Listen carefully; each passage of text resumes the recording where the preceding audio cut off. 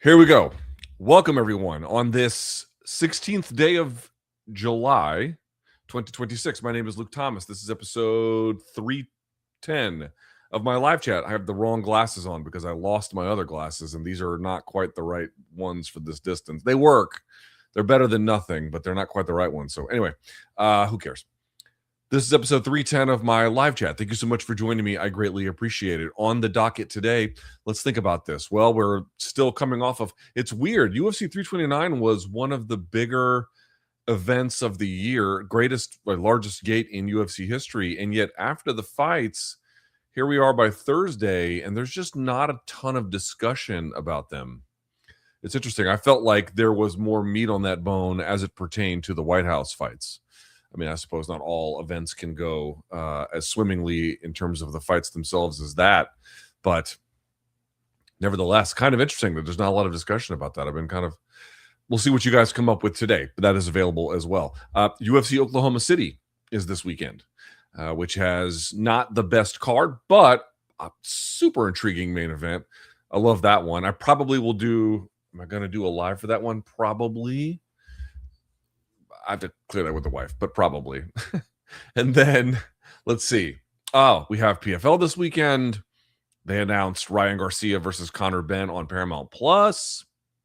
A lot of interesting things going on. So let me know what you want to talk about. I put up a thread on youtube.com/posts. You guys vote up to the top the questions that you like. I'll go for about an hour or so on those. And then after that, we do the paid portion where you could, if you would like to support the channel, a great way to do that is to either become a member, which you can then ask questions for free. I mean, don't go too crazy, but you can get several of them in, or you can just give a donation and put your question in there, and that would also be very helpful if you want to do that. But if you just want to hang out, I'm glad you're here too. One reminder, because I did see that it got posted. If you want to go to the Substack live chat, which is this video, but a different group of people who are chud free. There it is. This is the chud free one, so you're up to you about which ones you prefer. All right. Without further ado, let's get this party started, shall we?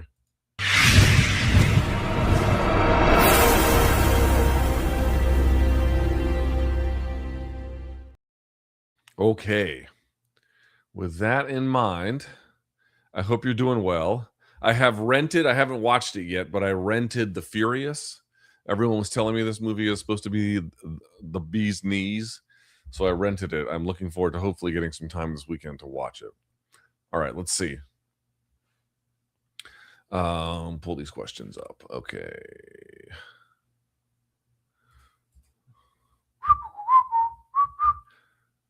All right, let's do this. Oh, there we go.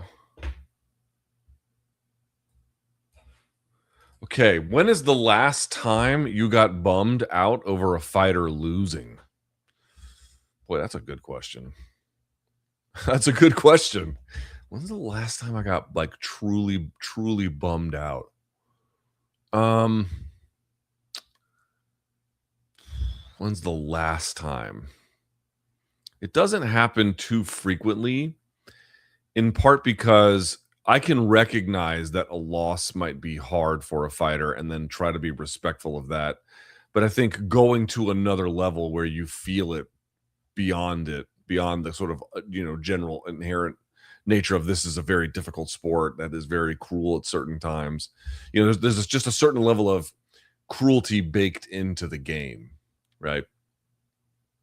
So if you're asking me when was the last time I felt bad, it would have to be beyond the sort of normal scope of just what we know the brutality and the unfairness and the difficulty of the game to be, whether that's a bad loss, whether that's, any number of different things. You're asking about a loss, but there's just obvious other ways you can see that. The one that's popping in my mind, and I don't know if this is the last one, but it's just the one I can think of.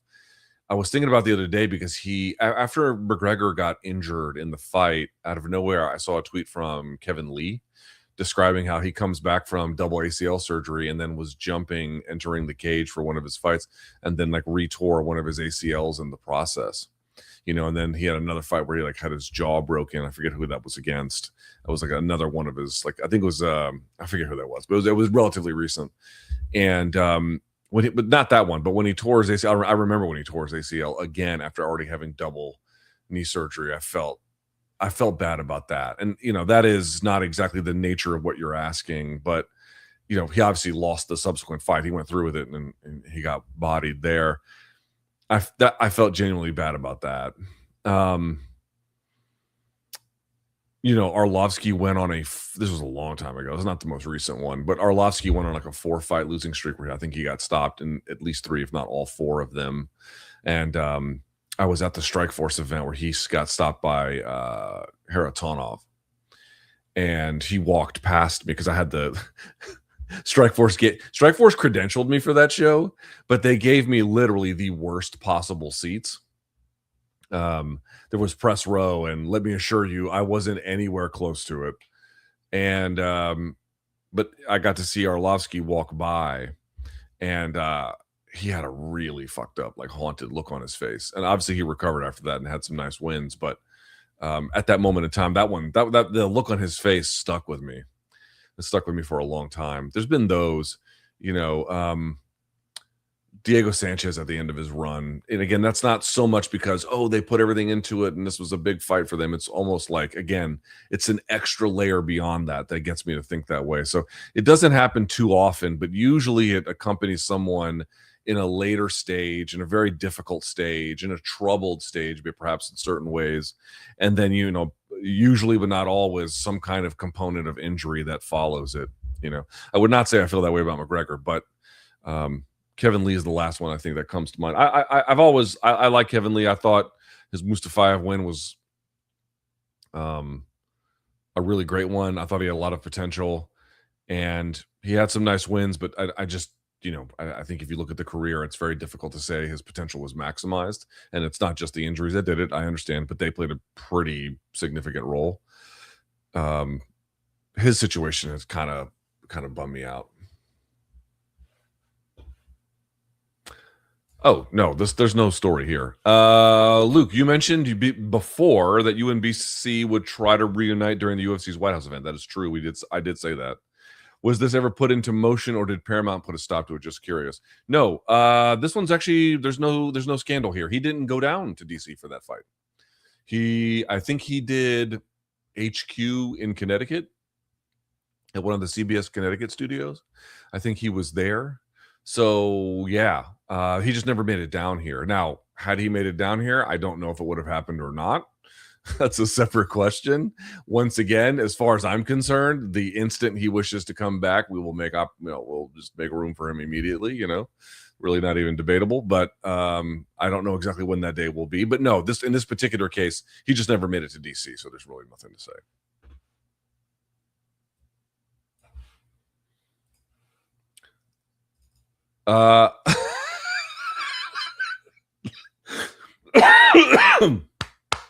Oh, that's funny. That's funny. Okay. First of all, look at the name, Luke's neighbor, and like just some big old fat guy on a lawnmower. Our yards in my area of DC are not big enough that you could have a riding mower. It'd be a push mower no matter what. But all right, super excited. Just put a Hemi in my new riding lawnmower. Oh, here we go. Doing skits and bits. Can't wait till 3 p.m. to try it out. It's going to be loud, my neighbor. All right. Very good. Also, can you break down the weird submission that Patty got over BSD? Sure. I've never seen anything like it. I believe we should call it the padlock, Peruvian anaconda darce. Oh, yeah. It's a weird one, right? Because normally what you would see is someone shoots like that, right? And let's say they wrap it up. They would either wrap up a guillotine or some version of a guillotine, or again, there's different names for it. When I came up, if you got a guillotine and then you sealed it with the bicep grip, this was called a power guillotine. Normally you see a power guillotine when they try to have, depending on their head position, but a common kind of defense or submission threat to answer for someone shooting in that position would be, again, a guillotine or particularly a power guillotine. What Patty did was a little bit different. And a lot of it is a function of BSD rolling back down and then trying to roll the other way, and then having his the arm position of Paddy kind of come over the back and then up the side of the throat. In other words, like there's a certain amount of like, why was that choke a Darce versus a straight guillotine? Part of that is the nature of how Paddy prevented BSD from rolling. I mean, it's a big part of it actually, is kind of the isolation or like the anticipation plus the relative isolation that Paddy was able to hold BSD in. I mean, that's the part of like, we didn't get a chance to talk about this on MK and I didn't do a breakdown, but like that is one of the more interesting parts of that thing to me, is that he threatens the submission. BSD has to know and reacted like he knew that that threat might happen. But BSD kind of trusted that his subsequent scrambling one direction or re-scrambling another direction, so he goes one way and then he goes the opposite way. I think he assumed that that is going to be enough to at least, you know, if not win the position, at a bare minimum, just kind of break the integrity of the lock. And it didn't. Paddy locked it up there. That to me is frankly the most impressive part, right? That's the most impressive part. But to answer the mechanical question, so he comes around the arm. This is Paddy's arm. It comes around the back of the shoulder, right? Like this. And then he hits the same kind of bicep grip on it. So that's why it's a Darce, because the Darce comes from behind the armpit to the side of the neck, not the arm on the side of the neck, and then the lock is behind the armpit. So it's you're shifting the place of it. By the way, when I came up, that choke was called a Bravo choke. So like there's other names for that kind of choke too. Anyway, so he hits that one, but he locks it up with this kind of bicep grip, and it has this look of you know, both being like, it looks kind of like that power guillotine, and it almost looks like, you know, the anaconda part is kind of forced in, but the anaconda is also used from that position as a defense when someone shoots. So you'll see the guillotine or the power guillotine, and then sometimes you'll even see all the way to the lock to the other side, you'll see the anaconda. So that's kind of where I guess that comes in. But the thing that really sets it apart is, one, the way in which he was able to control for BSD's movement and scrambling, the rolling one way and then the rolling the other way, is when he puts the leg over, right? Because there was one leg that's over, but BSD actually, it's his left arm, actually swims around it, so it's not trapped. But the far side leg traps it. And so now once that is locked and then that leg is over the top, you're attached to him. You're attached to him. He can't create the kinds of twisting movements or body positions that create asymmetry, right? Because if you have chest to back, you want as much symmetry as possible. If you're the person whose back is taken, you want whatever version of asymmetry you can then create.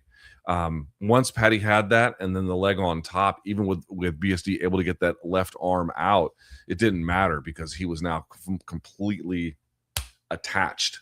So each way the wrist moves, the guy going with it moves with you, right? So I mean, when I mean attached, I don't just mean stuck. I mean, however you rotate, the other actor in that position is going to rotate that direction with you.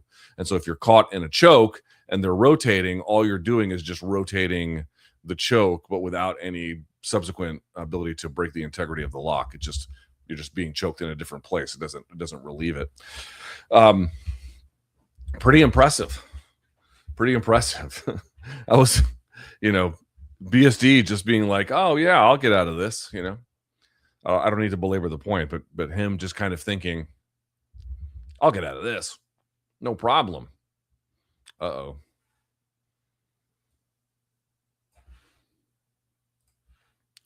If Usman beats DDP and then Strickland for the belt, where does that rank him all time? Boy, that is a big question. I mean, dude, if Usman at this stage of his career, which I find unlikely to do both of these things, if at this stage of his career, up a weight class, he's able to beat the former champ and then the existing champ, having given the last former champ a reasonably tough fight over 3 rounds, which, you know, God only knows if that one had gone 5, what that would have looked like. You know, that would just be one of the more remarkable things I think you'll ever see. It you know, this requires also, you know, on some level, it requires serendipity. The UFC has to award him this opportunity and then the next one in the way that you're describing, and who knows if that will actually happen. But if it were to happen, yeah, I mean, this is to me very improbable. He to me At welterweight is the second best welterweight of all time. I think by a considerable distance relative to the rest of the pack, except for obviously George himself, George St. Pierre. So to me, he's the second best of all time in that weight class. I did think that at welterweight he got a little bit figured out, especially by Leon Edwards. Leon Edwards was very, very good defensively about understanding Kamaru's particular system and particular system of control. So hold on, my wife needs to. Jesus.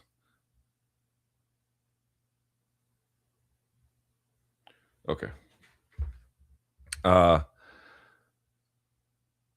I thought he got a little bit was a little bit out of answers by the time his welterweight run had kind of come to an end. So for him to go up a weight class, and it's not exactly clear to me that he has changed his offensive system all that much. I mean, I'm sure on some level there's perhaps some differences than there would be in the third Leon Edwards fight or something. But for that to like carry up a weight class and then to recapture the belt, I mean, dude, that is, highly improbable. Not so much that he couldn't win this one. I mean, this one is really exciting, right? This fight with DDP, because of like the huge questions that are involved here. And most notably, like, is DDP going to be able to wrestle here in a way that like we can recognize as useful, which he was just simply not able to do against Hamza. There's like major questions about that. And Kamaru is a great test to see exactly where some of that level looks like.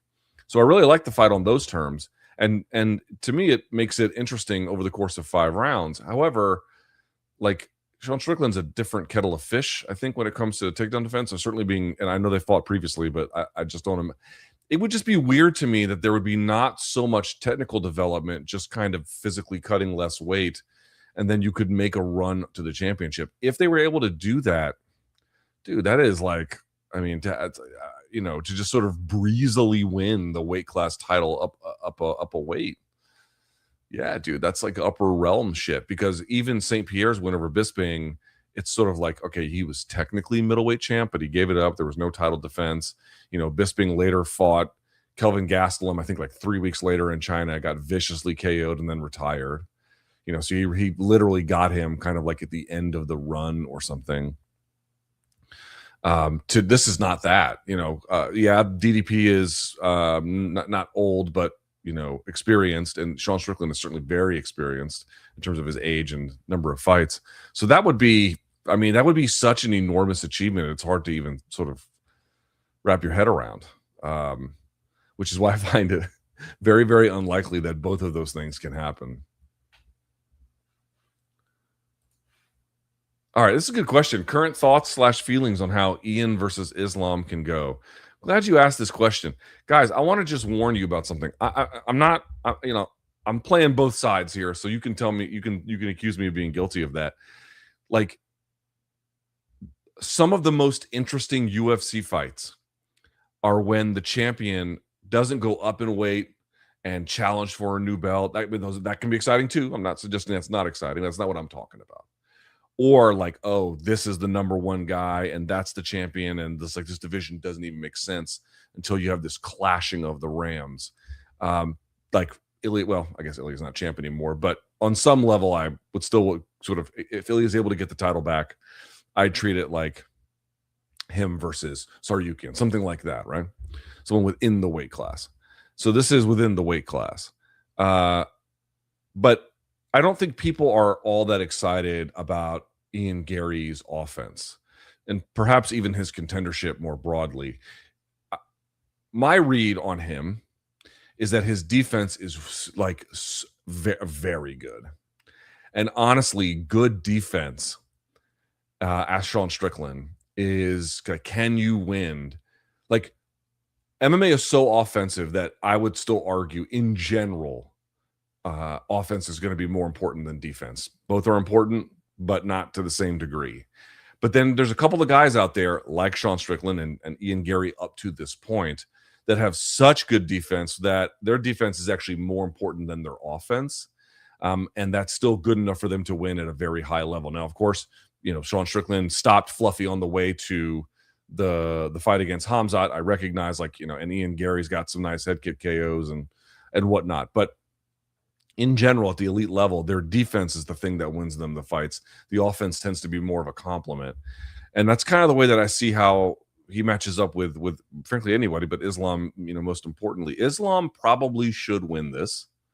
And he should probably win this by virtue of his ability to control on the ground. He should be able to get the takedown or to the back or some combination of both. And to be able to do that enough where striking on the outside, he can still keep himself safe and get the job done. But like, this is the point I really want to make about this fight. We're living in a summer where Hamzat loses, Ilya loses, Poatan loses, McGregor loses. And that one's a little bit more expected, obviously, but they're just sort of the nature of big names falling apart. Islam is the pound for pound best guy in the sport. So I think picking against him at this point in time is just very, very hard to do.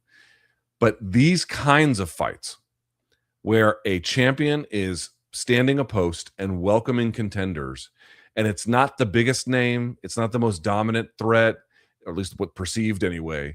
It's not like the match of the century. It's just a very, very, in this case, a deserving contender who you just don't think probably has the offense to get it done, or doesn't have the game to get it done. Those are the fights that often end up being very surprising. Yeah, the A side might win, but then they struggle in ways you just can't imagine, or they just actually don't end up winning. People always think it's the big names being shoved together, or the fights of destiny being shoved together to get them. And yeah, those can deliver too. I just think it's a mistake to look at a pairing like this and then think that like Gary's got no shot here. Islam is special. He's very special. And we can't look the other way on that either. But I've just seen, I remember when Demetrius Johnson, and again, he won the fight, but like with Tim Elliott, like no one gave Tim Elliott a chance. And dude, he gave Demetrius a real hard time over the course of several of those rounds. And then sometimes champs have weird performances, like Anderson Silva against Demian Maia, where it just looks really bizarre performance that they turn in, or they underperform in a whole lot of ways. This has all the capacity, I guess I'm saying, to be more than what I think the baseline assumption about what this fight actually could be.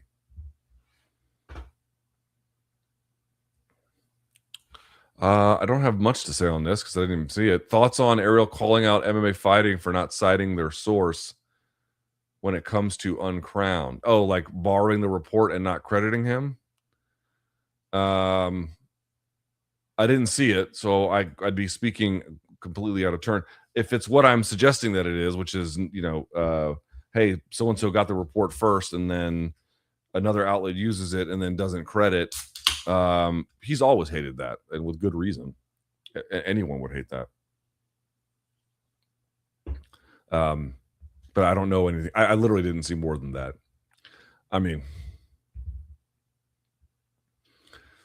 yeah, I don't know.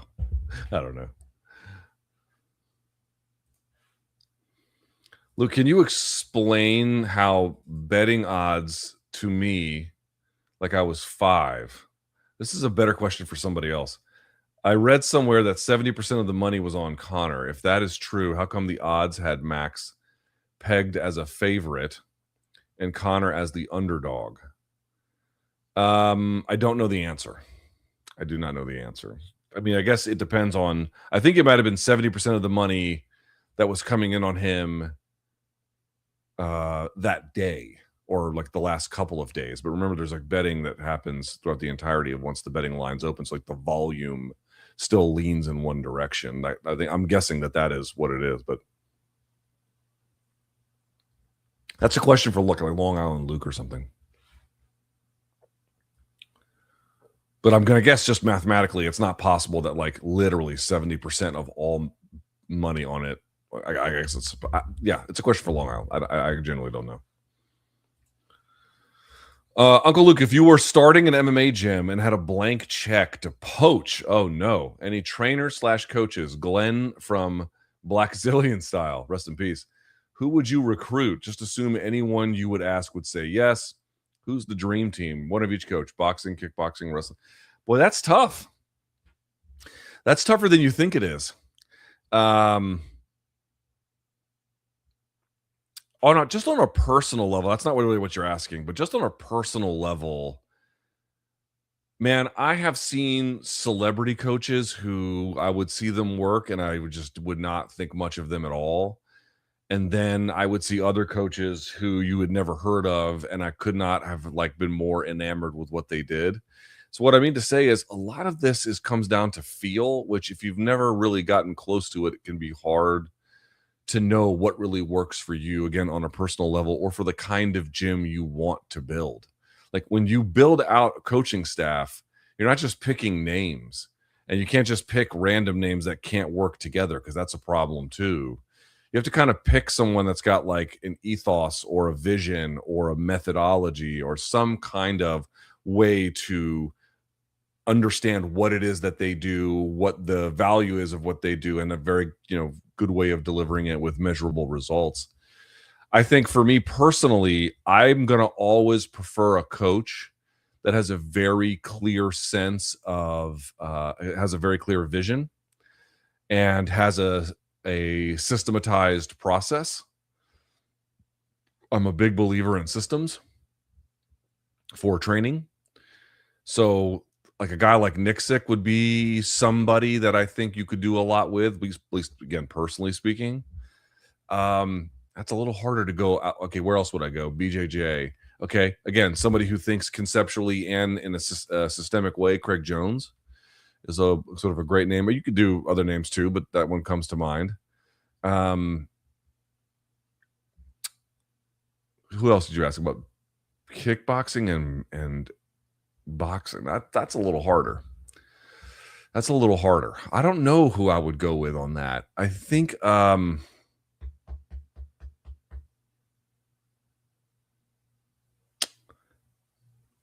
who's that? Again, I don't even know if he's the right guy for the gym, but who is the, forgive me, and this might be too general a way of framing it. Who is the Hispanic guy who was the kickboxing champ? And I think he had like WBC titles, not just like, Roger Domner and Stadium or something. I forget his name. I've watched a lot of his training videos and instruction videos, and he strikes me as a very, very, very, very smart guy with, again, a vision, as well as a systematized process. But dude, you could pick Faraz. I think Faraz's success speaks for itself.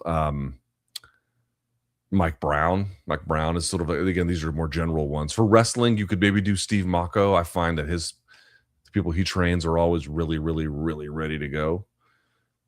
So that's probably a name you could go. The kickboxing and the boxing side to me is the more vexing one. I'm really not sure how to answer that one. I just haven't seen enough of them up close to really get a feel for who's got it. Max Holloway, striking coach. Again, my brain simply just no longer functions. But I've interviewed him on the channel.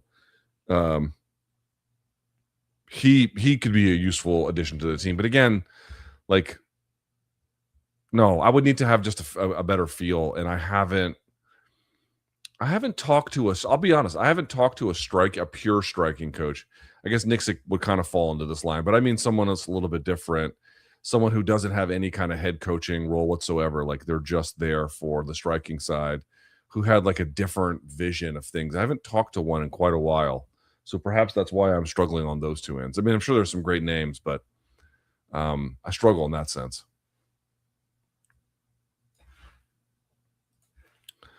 Merab just beat Cejudo in an RAF wrestling match. I did see that. Do you think that there are more? Excuse me. Do you think there are more high-level wrestlers who can beat pure wrestlers than we are aware of? No. And what do you think this says about the actual gap between MMA wrestlers and pure wrestlers in the sport of wrestling? Nothing.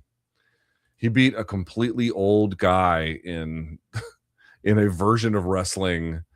I mean, it's cool that Merab beat Henry Cejudo, an Olympic gold medalist, and Henry's still got enough ability, particularly in pure sport wrestling, to make what Merab did a commendable thing. But Merab would never make the Georgian team, and he would never make the American team. Like, what are we even talking about here? Dude, I watched Cejudo try to make a comeback in real time in freestyle and get his fucking ass handed to him. He had a moment in time where he was just absolutely on fire, no question about it. It's just an incredible run. You know what I mean? Amazing, amazing, amazing run. He did something absolutely amazing. But like when he tried to like make another run, he did okay for a little while, but then kind of just faded out. And dude, like dominance in that sport or success in that sport is so fleeting. It is so difficult. I don't think it means a fucking thing. I mean, I think MMA fighters have gotten much better at wrestling than they once were, even in aggregate. But you have to remember, like, dude, like Dan Severn was in the earliest UFCs, and even at the next stage, Matt Linlin, Olympic silver medalist, Dan Henderson, Olympian, Frank Trigg, University of Oklahoma State, I think it was Oklahoma State, Randy Couture, Olympic alternate, like just Rico Chiapparelli and the whole Raw team, like Team Quest, like it was.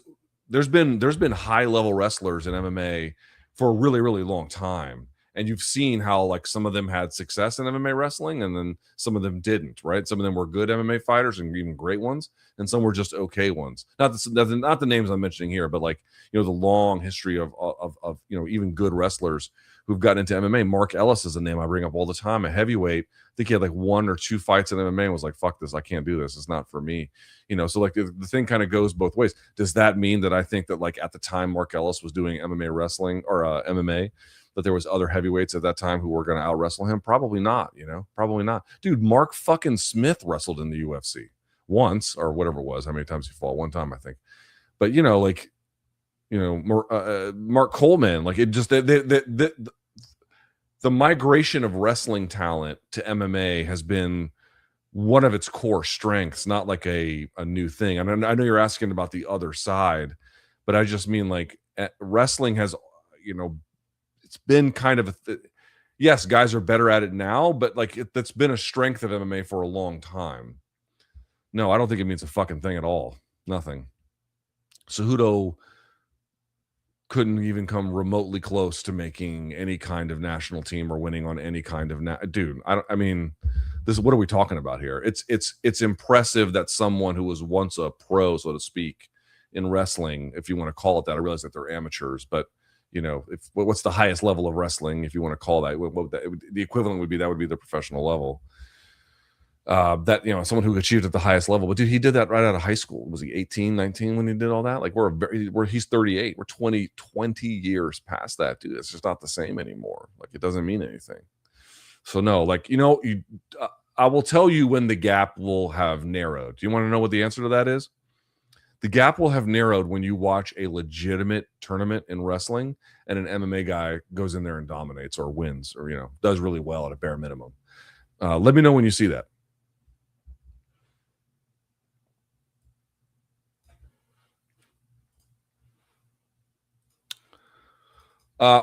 Here's a go. I hadn't thought much about this, but it's a good question. With Izzy leaving CKB, where do you think his career is headed? That is a great question. I feel like his recent you know what? Someone was asking when I felt bad. I didn't like seeing what happened to him against Pfeiffer either. You know what I mean? I didn't like that.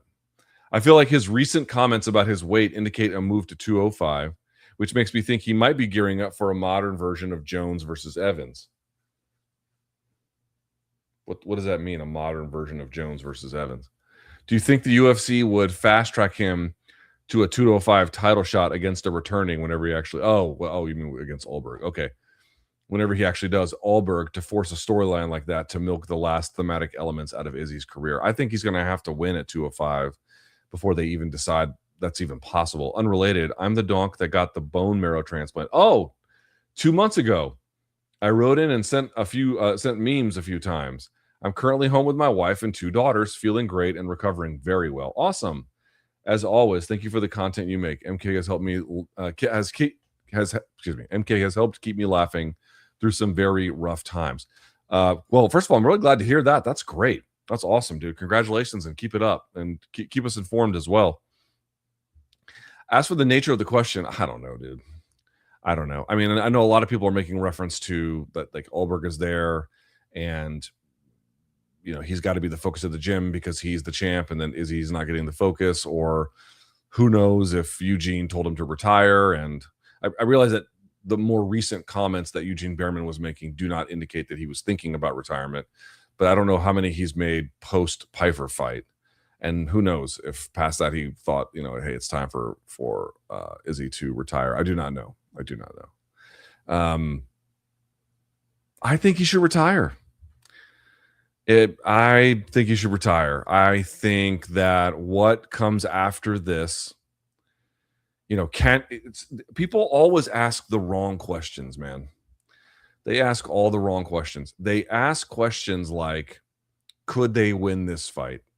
And in certain cases, you could not even see that. But in this one, you could. Could he get a big win at 205, especially how depleted the division is because of how the general state is, and then how many of the bigger names or bigger, actually, people have moved to heavyweight, like a Rakic, or I think Walker's got one up there or whatever. Is how often, like, you'll see that. You'll see the ask, like, oh, couldn't they win up there? That's not the question, dude. That's not the question. Okay.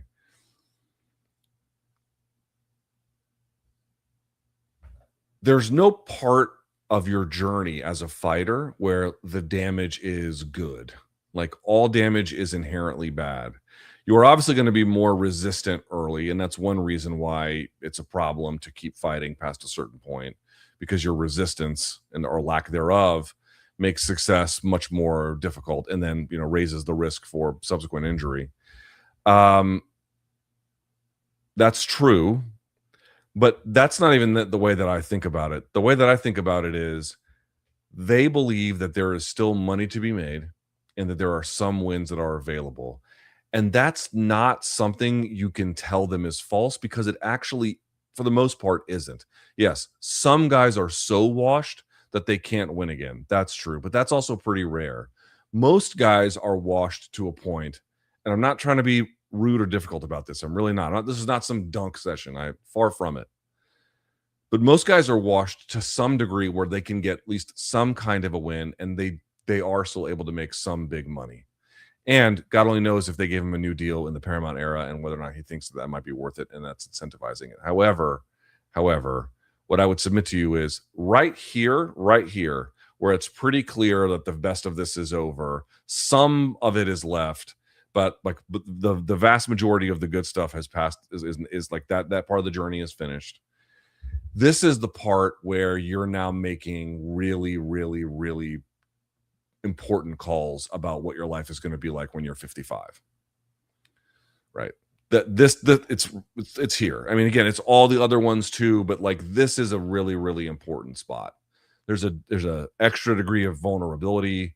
There is, both as a fighter and your durability, as well as how the promoter sees you. Does the promoter see you as food, or do they see you as, a predator? But that also plays a role in this. And I think that this particular stage is not worth it for him. That's my personal opinion. He might see this and think I got no idea what I'm talking about. Probably don't, but that is kind of how I see it. I see this stage of his career as one to not get wrong, because I have seen the ones who have gotten it wrong, and it is a problem. And I'm going to say this one more time, that I said this in the Dustin Poirier video, and everyone made that video out to be about drinking, and obviously drinking is in many ways the central component of the story. But I think that there's no way to disentangle these behaviors, whether it's substance abuse or other acts, that are just somehow disentangled from all the damage that 20 years of fighting does to a person. And these right now, if you're still in your 30s, they're barely getting started. Like, it's only going to magnify from here. I can just tell you, like, there is, even under normal circumstances, there's a cognitive drop off in your 40s. Even if you never had a concussion, even if you've never had your bell rung, you're already going to get that. And now you're doubling down on that at an incredibly different point in your life, where having all of these faculties preserved is going to be more important than others. And there's no way to convince them of this, because they can live in the present. They can see a win might be possible and that the money might come with it. And no one ever thinks about what their life is going to be like at 55. But having watched the full rotation and guys hit that and then hit 60 and then fuck that part up, dude, it's bad news, bro. It's super, super bad news. When I say I don't want to see him fight anymore, it is not because I think I don't want to see him fight anymore. That's not what it is. It is that this is a great champion of the sport, a guy who did incredibly remarkable things, both inside of an MMA cage, but well beyond that as well. The vast majority of his wins are behind him. The most important ones are basically all behind him. And I think everything that comes after this is unnecessarily dangerous. That's my personal opinion. There is not nearly enough focus, and I understand why not, but I'm just saying it's a blind spot about these guys well past deep, around roughly my age or even older, right? Late 40s, even into the early 50s, mid 50s. The guys who make bad decisions, dude, their lives get fucked up. And remember, this is a depletion machine. That's what this whole thing is. It just depletes them. You have to have a good reason to get depleted. And depending on your condition, you can justify how good that reason can be. I don't think the juice is worth the squeeze.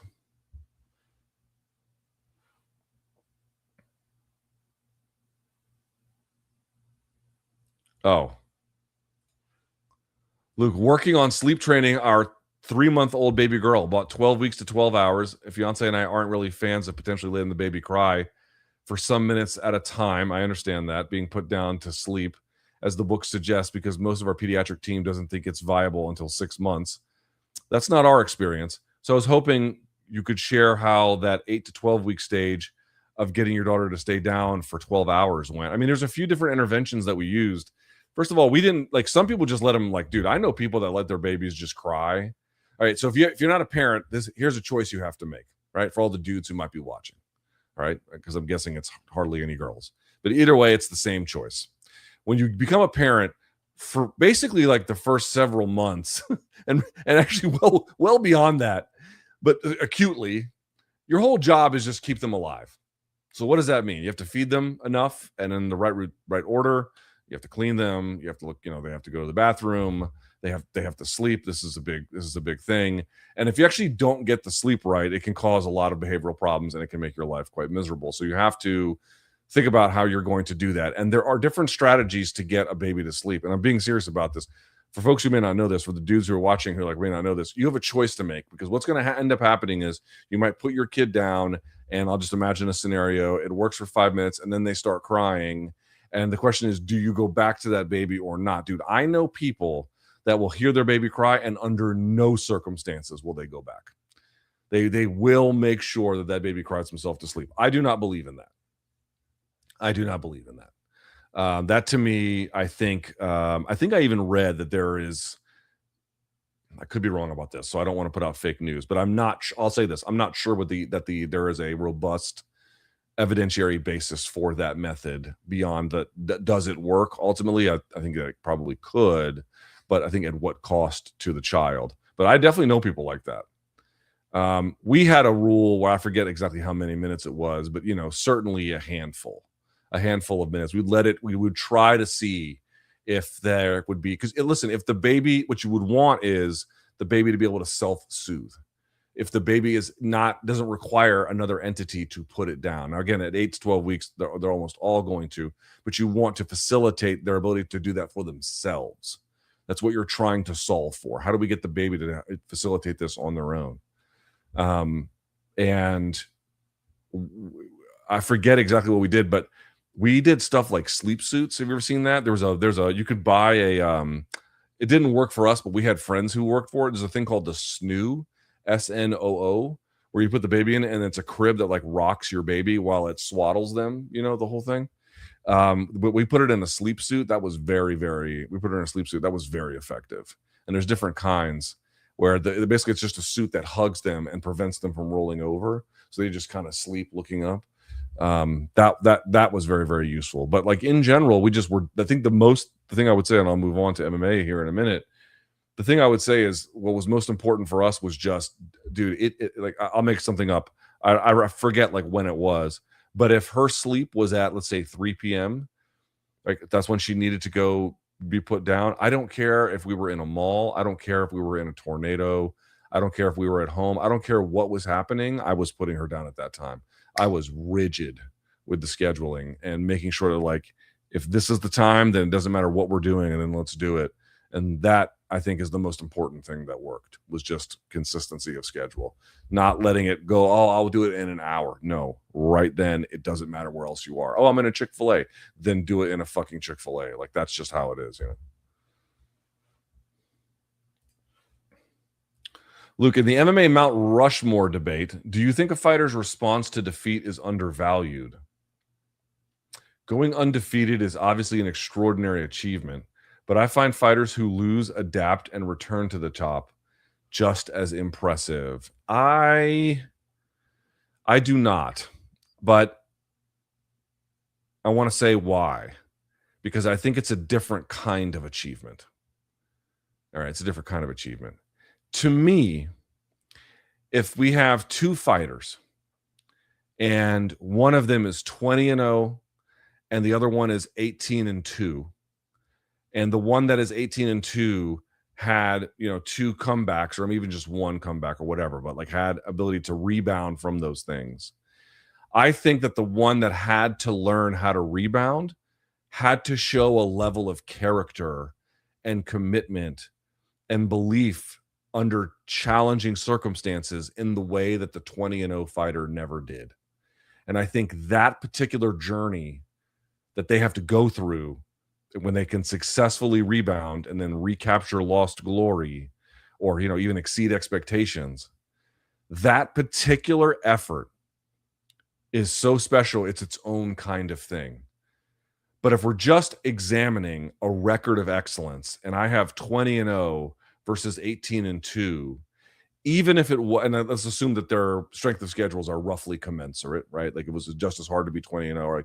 But the 20-0 guy fought, roughly the same level of competition as the 18-2.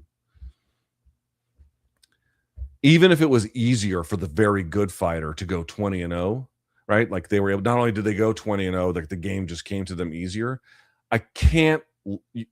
That is more impressive when we're talking about skills as a fighter.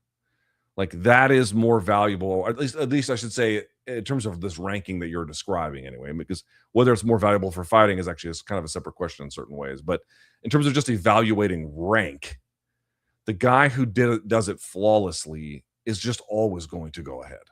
Now, of course, if they've all got losses, it becomes a question of what you weigh and what you don't. But you understand my point. Like, no, if you're 20-0, like, and this would be true for any sport. Like, oh, this person won 20 of these swim meets in a row versus the other person who won 18, but then, he got smoked in 2 of them. Like, dude, like, not getting smoked is ever, this is, again, in this scenario, that is, you have to reward the value of the win and the consistency of the winning. What I think you're asking for is, how do we account for someone's journey back after such a devastating loss? And I think what I would say is, I almost count that as a separate kind of achievement. But if I'm just assessing sporting grounds of rank and achievement, I do not see the ones who came back as what did you write? As just as impressive. I do not. I see it as impressive related to it can obviously, it literally affects their performance because they're able to get back to a better state. But to me, it's more of a different kind of personal journey that, that's only, and I'm not using this like like in a pejorative sense, more in a descriptive sense, but that's a journey like literally only a loser goes on. Like, I'm not saying like, oh, you're I mean, like, a person who lost a thing. Like, that's the only person who ever has to go through that. And relative to those who were winning at that time, again, depending on what the records are or what the level of achievement, no, I don't see those as equally impressive things. I see it as a separate kind of achievement that's related to winning, certainly, but not equivalent to. MVP is facing Ruzaboyev. Who you got? I think it's great matchmaking. Probably MVP. But I got to be honest, I don't really care about that fight. I know it's the UFC Paris card, but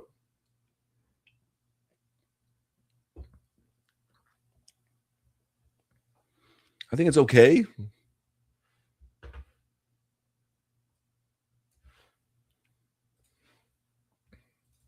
Whitaker versus Dom Reyes. Do you like that fight next for Rob? I don't know. That seems, well, maybe. Dom's a lot bigger, but it's chinny, and Rob, while being smaller, did show his power, has the ability to carry to 205. Plus, I don't think UFC is all that thrilled with Dom after that boring win versus Johnny Walker. It's a good question. Let me see here. I hadn't thought so much about his next part of the matchmaking equation. So let's see. Light heavy. He's sitting at 13.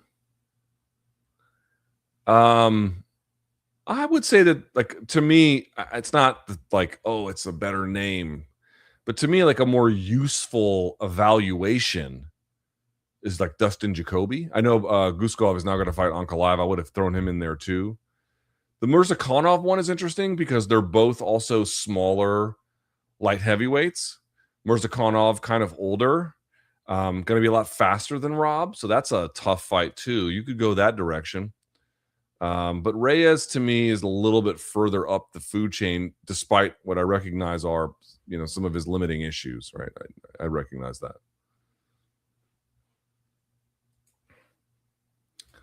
Where does Big Stupid Donk, BSD, head down, head outside, shot leading into being choked unconscious, rank in terms of worst fight IQ decisions? What other decisions made by fighters would you rank above it? Man, that's someone I'm sure someone has someone compiled a list of like all-time bad decision making in fights?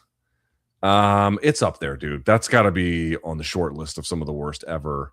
He does throw the high kick and then has a low level change, but it's so early into the fight, like nobody's sweaty. He didn't go for like, Charles, dude, like go back to that Charles and Max fight. He had the same setup for basically everything. He would get to the body lock one way or the other. He would get to the body lock and he would trip Max out. He would keep the lock on the way down. So he'd be chest to chest with Max. This would put him often inside control. And then what he would do is he would go to knee on belly, and then from knee on belly to either mount or to the back. Like that's how it was every time. It was a completely, on some level, predictable, but direct and frankly safe route to a dominant controlling position.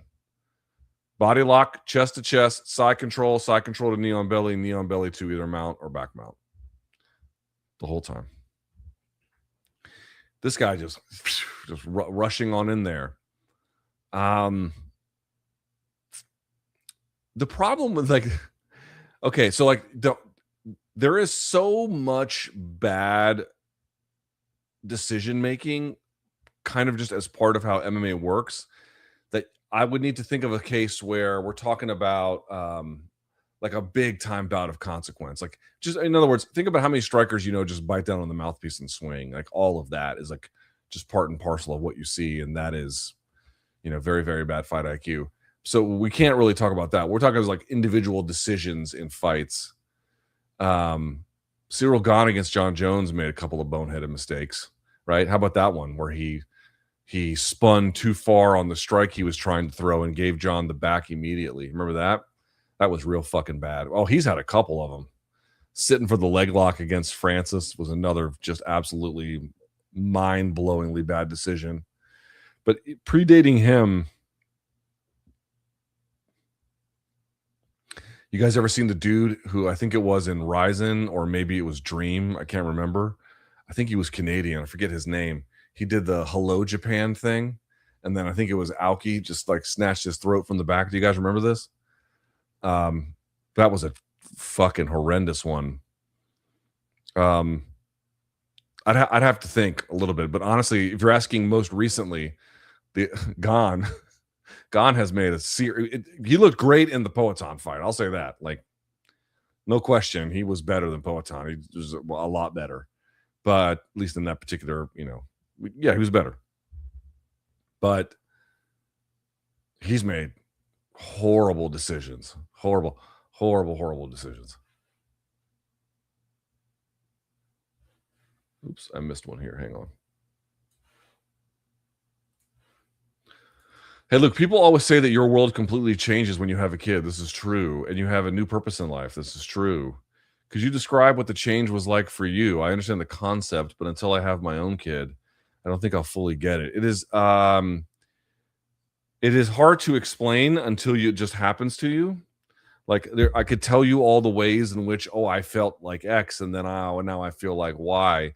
But really, it's very simple to understand. Once you have created another human, and then that human has been presented to you, and then you realize the enormity of the challenge in front of you, and especially if you would like to do that well, which God only knows if any of us are doing. It's harder than it looks. Parenting is much harder than it looks. Okay, so you got to give your parents some forgiveness. I'm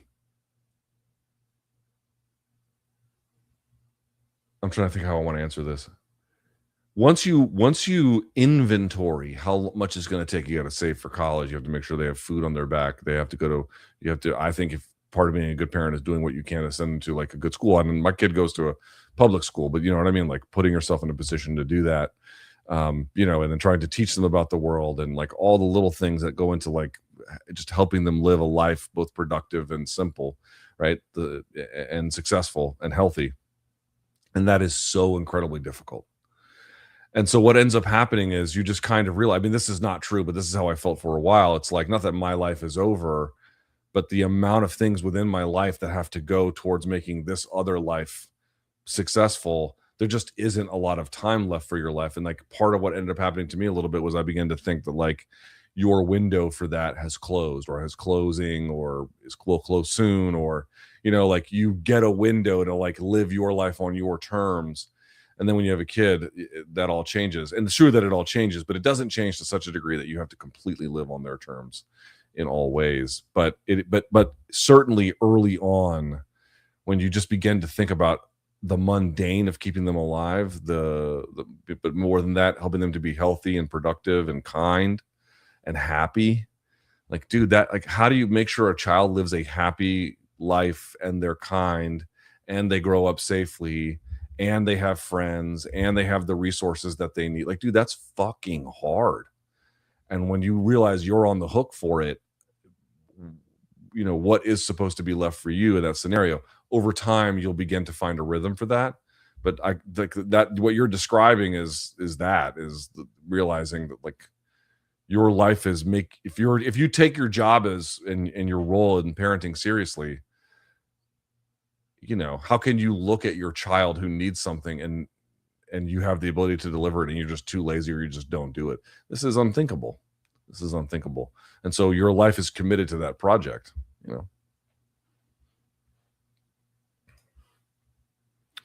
What would Ilya need to do to regain interest in the public for an Islam fight again?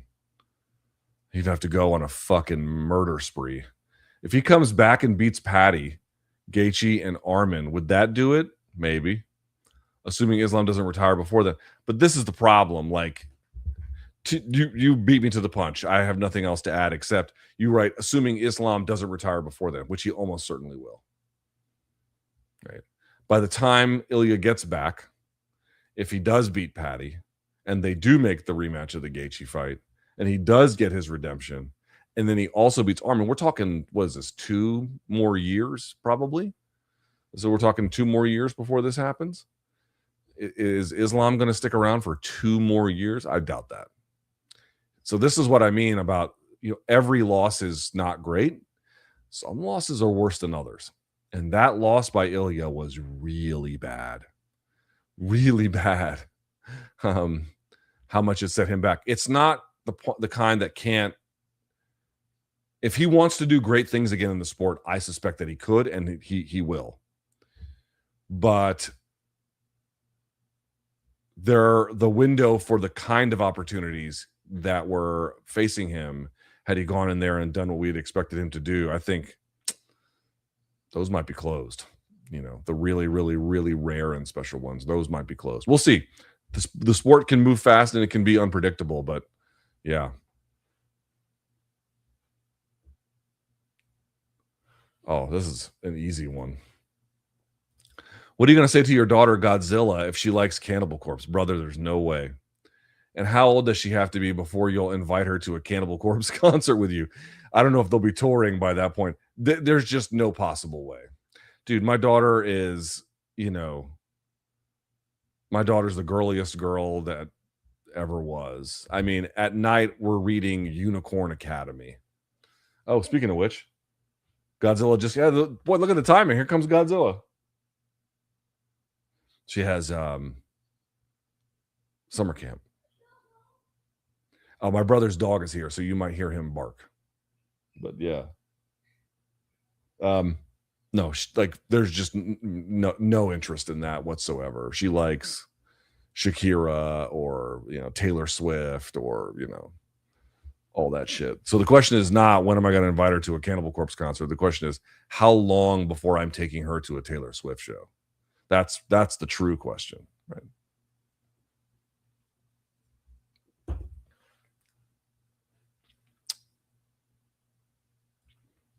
Oh, this is a good question.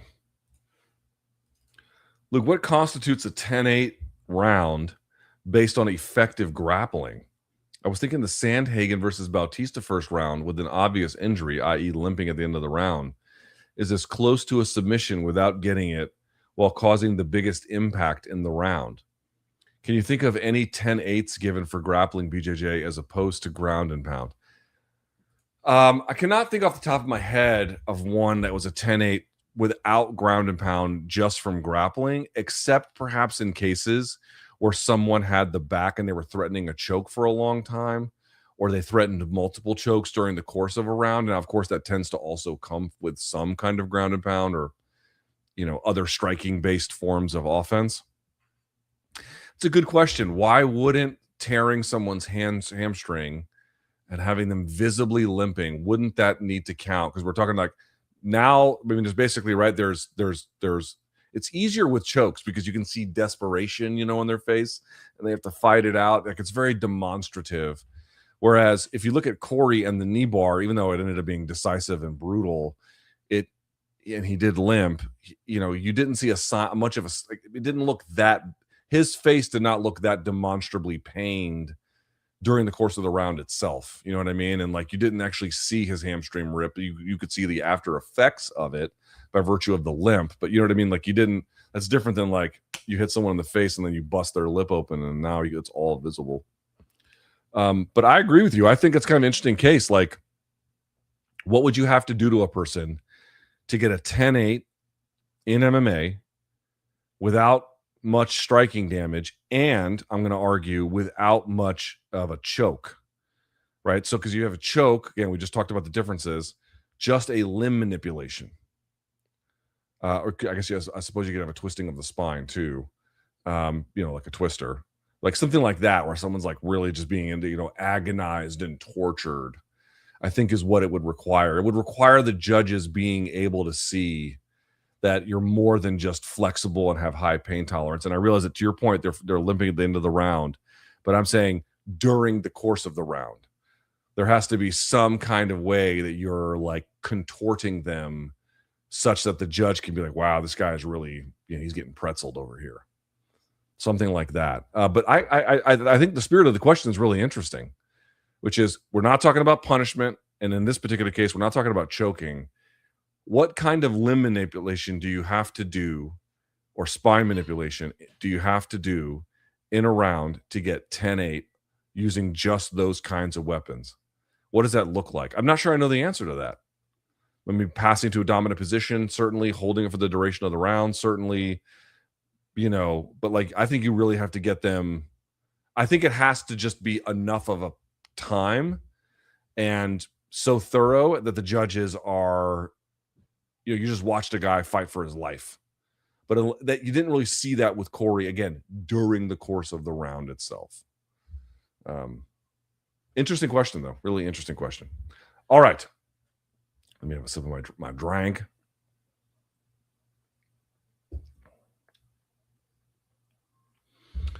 Now we get to the paid portion, where if you are a member, you can put in a question, and I should be able to see it. Othello is on vacation. So there might be an issue with this. Members, your stuff should go through, but if it doesn't, have no fear. We're going to do a special members only broadcast. So don't worry about that, but I'm going to do my best on that today. Othello is on vacation though. Okay. All right. What else? Okay, let's do it now. And then, of course, you can put a donation in and it would be greatly appreciated. But, up to you.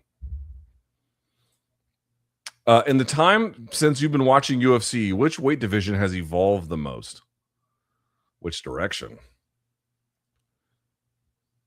I mean, within the UFC itself, like lightweight existed, and then I was there when they got rid of lightweight, and then they brought it back.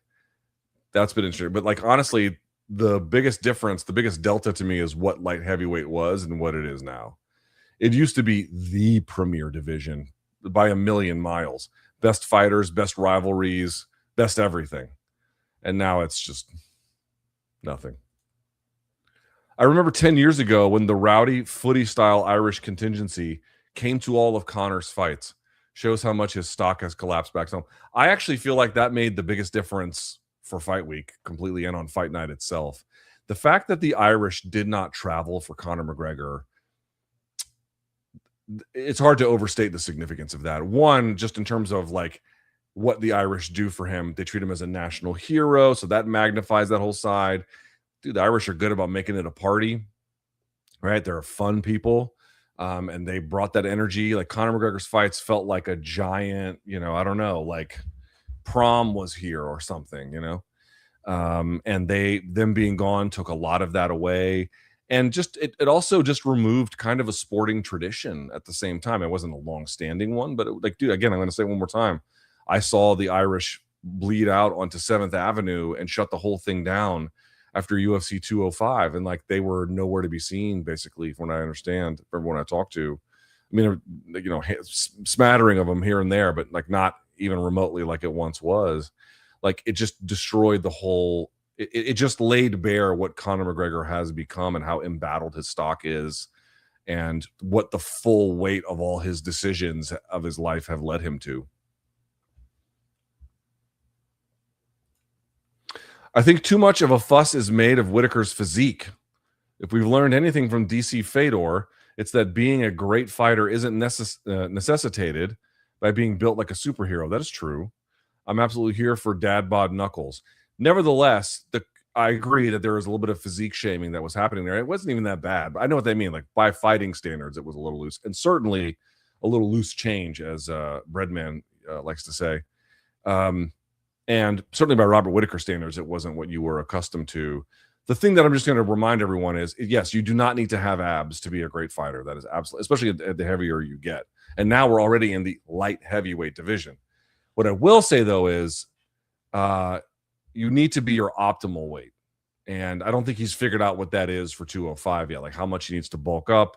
He might need 1 or 2 more camps to really get that all dialed in.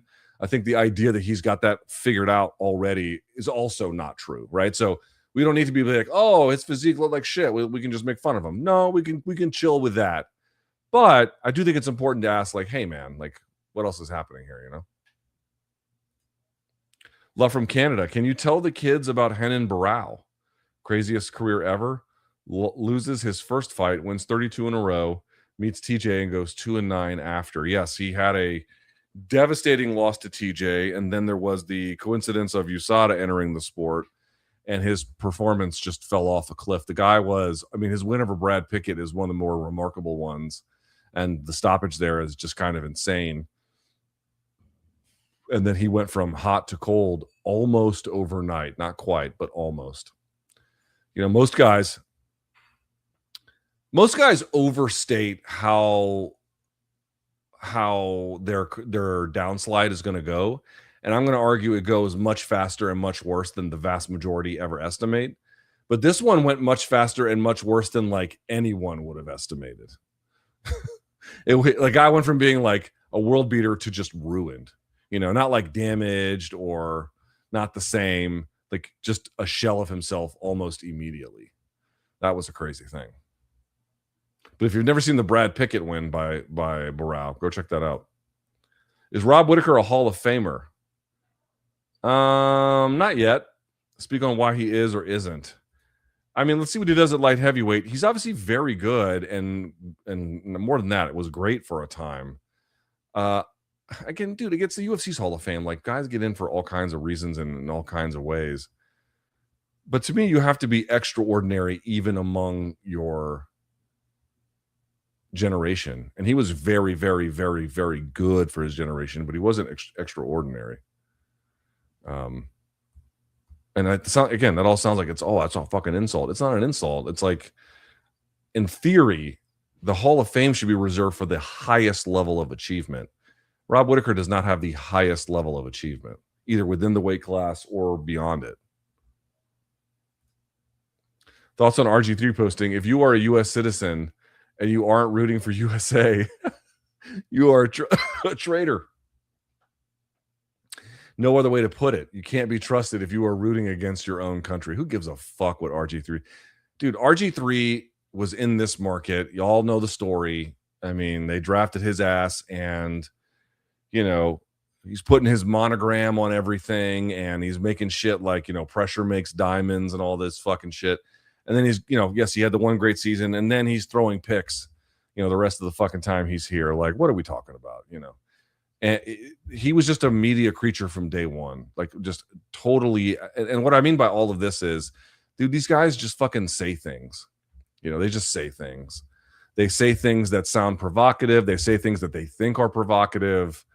They speak in, and I do this too, to a degree as well. The nature of the job kind of demands it on a much, obviously, smaller level relative to RG3's television assignments. But it's, you know, it's part of the same problem, frankly. But, you know, just beyond, more than just hyperbole, like, you know, very, very certain claims. And, dude, there could be all kinds of reasons why someone might not want the USA team to win. That's not me. I did not want them to lose. I did not think that they were going to win. I could not fucking, dude, I was in Colombia, obviously, for vacation. I got there, and even the Colombians were like, "Oh, the USA team looks good." I'm like, "Dude, all y'all are getting fooled by nothing." In 2014, at the exact same stage, do you know who knocked us out of the fucking World Cup? Which team? It was fucking Belgium. 12 years later, at the exact same place with the exact same fucking result. And who was the captain? Or who was the coach then? Was it Klinsmann? Was it Jurgen Klinsmann back in 2014? I can't remember anymore. But you know what I mean? Like, you're not a different team. Oh, we beat Paraguay 2-0 and Paraguay beat Germany. Who gives a fuck? We didn't beat Germany. We didn't beat Spain. We didn't beat England. We didn't beat France. We don't beat those fucking teams. Dude, we can't even beat fucking Colombia. You know what I mean? I'm not even sure, like, you know what I mean? Oh, we beat Costa Rica. They beat Ecuador. Ecuador's a good one. You know, I'm not sure what the last time USA was when they played them, but although they kind of fucked up in that tournament. But like, in general, bro, like, we're not even beating those kinds of fucking teams. And they're talking about, oh, like, we're a different team. We're going to beat, you know, we're going to make it far in this tournament. You're not going to make it anywhere until you, like, are beating. And I tweeted about this and people were telling me I'm wrong. No, the fuck I'm not. Not on this one. The USA more or less beats the teams that it is supposed to beat, like, especially in CONCACAF, you know. Again, occasionally they'll lose one here. And I realized that one time they didn't make the Olympic or the World Cup cycle. But, you know, in general, in the course of their history, they beat the Trinidad and Tobagos. They beat the, you know, Canada's. I guess more recently it's been hard too. But they don't ever beat the teams that they're not supposed to beat. Oh, they're not supposed to beat Spain. Well, good news, they don't. Right? Oh, they're not supposed to beat France. Yeah, great news. They're not gonna. And when it comes to Belgium, I think I looked this up. Someone can double check this. I don't think the team has beaten them since the 1930s. Like, and everyone was like, "Oh, this team is different." Why? Because they beat fucking Bosnia and Herzegovina. So to me, I wasn't rooting against the team, but I found some of the belief in their ability to do well baffling. Alert me when they've beaten Germany 3-1. You know, when they've done when they just dominated those motherfuckers. Let me know when that happens. Let me know when they beat Argentina 2-0. Okay, because until those days, we are the same fucking team we have always been. Oh, no, it's better in this way. No, the fuck it isn't. They keep losing at the exact same stages. And in this particular case, to the exact same fucking team from 2014 at the exact same fucking stage. I couldn't believe, and I told that to everyone in Colombia. I was like, dude, let me know when I said, I was like, they're going to beat Bosnia, right? Okay, because they played great in that game. They played great. Let me know when they beat a team that is better than them, or at least in theory better than them, like a good team, like a top European team.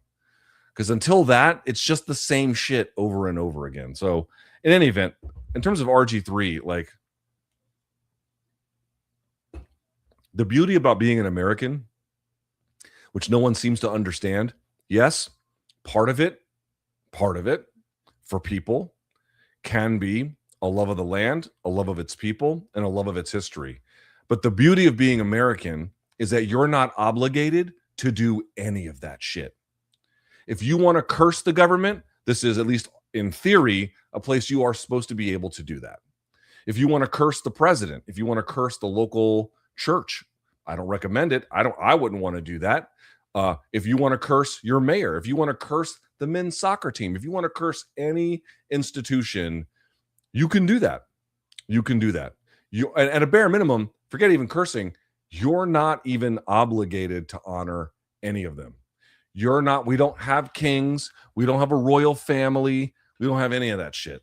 If you want to be the guy in your couch or at the bar who is American and doesn't cheer for it, this is supposed to be a place where you're able to do that, because what we are supposed to believe in is the idea that people are free to live their lives without coercion, social coercion, professional coercion, government coercion, right? That's the whole idea. Now, again, those are things that I don't necessarily have an appetite for. And some of those I find, awful. But it's a world where at least a country where, at least in theory, you should be able to do that. No one should feel like you have to cheer for the home team. If what we say we believe is the freedom to live the lives as they individually make sense for them. You obey the laws and you pay your taxes, you can do whatever the fuck you want.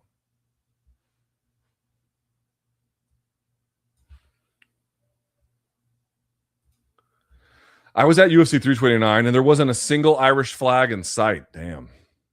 A few years ago, that would have been unthinkable. Did Conor lose Ireland, or did Ireland simply outgrow Conor? I think more the former. This is what is so funny to me about people. Like, I've seen the parts of the online right. This is not super ubiquitous, but I've seen parts of the online right here be like, oh, what the mainstream and the left-wing media doesn't want to tell you about Conor. It's like, guys, what's your explanation for the entire fucking country of Ireland? Are they all confused too? I mean, it'd be one thing if you could say, well, we've done some polling, and here in the United States, people who either like or dislike Conor, it falls along partisan lines, right? People who are right-leaning are more sympathetic. People who are left-leaning are not. And to my knowledge, there's even no data to that effect. But let's just say you had that. What would be the explanation? The explanation in Ireland, where it's like fairly ubiquitous. Not totally. There are some pockets of resistance, but it's pretty widespread that he is loathed. What is the explanation for that? I mean, like, they know him better than us, and they have judged him accordingly. It is, I think, a stain on our entire character that we are not able to be as morally discerning as the Irish. But at least the Irish are able to be morally discerning. Thoughts on Ro Khanna's interview with Dropsite from a couple of days ago, if you've seen it. Oh, I saw it. Did you guys see this? I appreciate Ro Khanna going on. Ro Khanna goes on a lot of places that most congressmen won't even touch. In fact, today he was on Breaking Points with Thomas Massey, which I really appreciated too. But he got cooked. He got cooked bad. Jeremy Scahill is the one who did the interview. I mean, Ryan Grimm was on it too, but Scahill was the one that the reason why it went viral is because of Scahill. And Scahill's point was a very, very simple one. Ro Khanna goes to the occupied territories, which is, occupied Palestine, encounters Israeli settlers who call the IDF, who basically take the settler side. I mean, they were able to go after about 75 minutes being detained, but they were laughed at and spat on and all kinds of shit, right? That's a U.S. congressman. It's like, if they're doing that to a U.S. congressman, like, just imagine who else they're doing that to, who, obviously doesn't have that same level of security or acclaim. But that's not what Scahill asks him. Scahill gets to a point where it's a very basic, I won't bore you with all the details, but it comes down to a very basic kind of question, which is, he was asked, like, what kinds of forms of like self-defense or military intervention Israel is allowed to have. And then he was asked a similar set of questions about what Palestinians were able to have.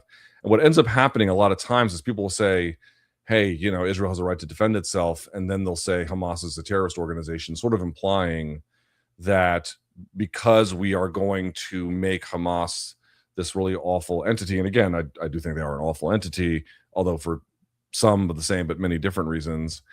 And also, like, there's just a political reality of like who they actually are, and you have to reckon with that. But in any case, the basic idea is what they're trying to do is they're trying to make it so that it is moral and acceptable for Israelis to kill Palestinians, but that Palestinians' only obligation is to be subjugated and die. Like, in other words, what is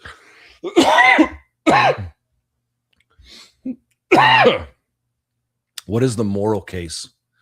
Like, what is the moral case for the kind of violence that Israel is allowed to undertake in its own self-defense for its own interests? Like, well, what kinds of things are they able to do that any state would be able to do? Like, what are they allowed to do? And if you can't say that the Palestinians are entitled to the exact same moral considerations about what they are allowed to do to defend themselves, then what exactly are you saying? You are saying ultimately that they don't have the choice to defend themselves and that they either must be subjugated or die or both or some combination of the two. And Scahill kind of tries to push him in this position where he's expected to answer for this. Why do the Israelis have one moral standard for what is acceptable violence and the Palestinians have a completely separate one? And again, what it all kind of comes back to is they want to make Hamas to be a unique boogeyman. And I think Hamas is worthy of quite a bit of criticism, to put it mildly.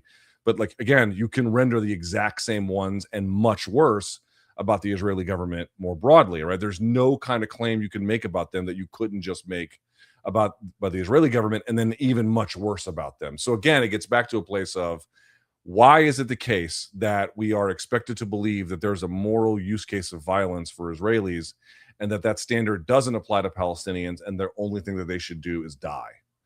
Why is that? And he couldn't really get around it because, of course, you can't. It is a double standard.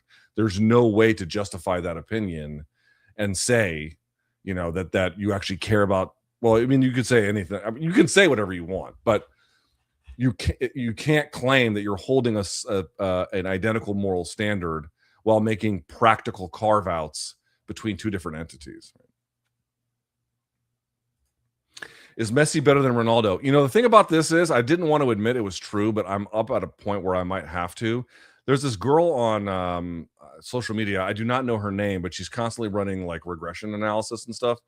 And she did one about Messi's performance in the World Cup, but more broadly. And what she basically surmised was that mathematically, all the number of people who have ever existed, you would have to take that number and multiply it by over 6,000 times before someone as good as Messi ever returns. Right? So in the entirety of humans that have existed, right? Like how rare in the population someone like that is. They're so rare, you'd have to repeat the population 6,000 more times to get that. I forget her name. I forget where. You'll see her. It's just this like young woman who does like really cool math on sports figures, and that's a hard chart or a series of charts anyway. That's a hard graphs. That's a hard point to see the other way. I'll say this: you guys know Chicharito, the Mexican player, as I say it, like the most gringo guy ever. He made a point, which was Messi is more like Superman, where he's just sort of born with this innate gift. And it's, remarkable beyond words. But then Ronaldo's sort of more like Batman, where he is mortal. He doesn't have those powers, but he has accumulated this ability to do all these things by just sheer force of will, that kind of thing. But honestly, like, I think the debate's kind of over. And if Messi ends up winning another World Cup, then it's definitely over, For you, what does redemption look like for McGregor, or is he irredeemable? No one is irredeemable. I mean, well, okay. I suppose the worst of the very worst are irredeemable, but in general, no. Dude, it would just be living a life where you could be honest about, what you did. I think if he was honest about what he did, then that would require some time in jail. But even beyond that, it's more about just a commitment to a life of truth, and then I think trying to do right by people.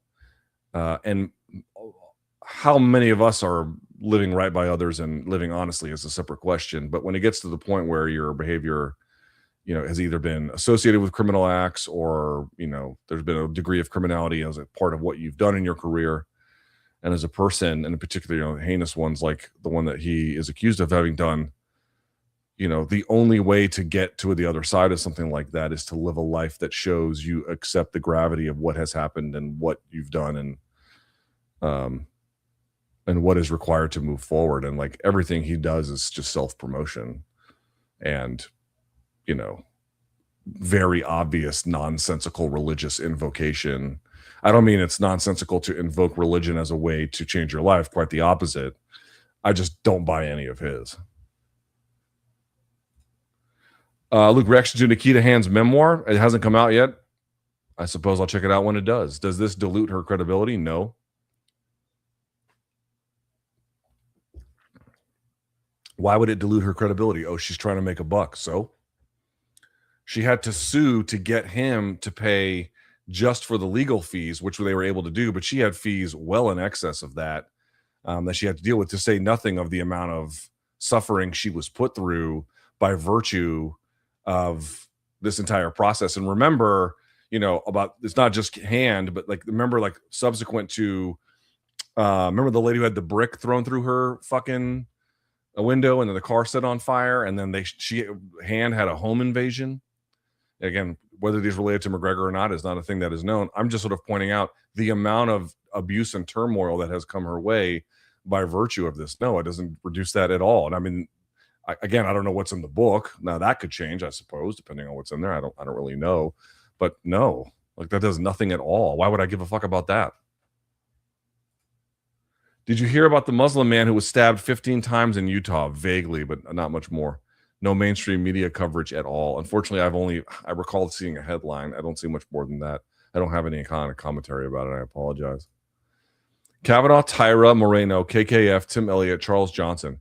He has some losses, but Brandon Royval has quite the impressive resume. Dude, the losses are to who? Kopp, Pantoja, and Van. Two guys who are or were champs, and then another guy who's on the cusp of a title shot. He's not losing to bums, dude. You know what I mean? He beats good fighters. He just can't beat, or hasn't beaten the very best in his division yet. But dude, he can do some shit. Thoughts on Plattners. Also, what do you think of believe all women humans can lie? Why should I believe every accusation made without scrutiny if the guy denies? That is not what believe all women means. I recognize that the believe all women, or I think it was believe women more than it was believe all women. Somehow it became all lives matter, believe all women.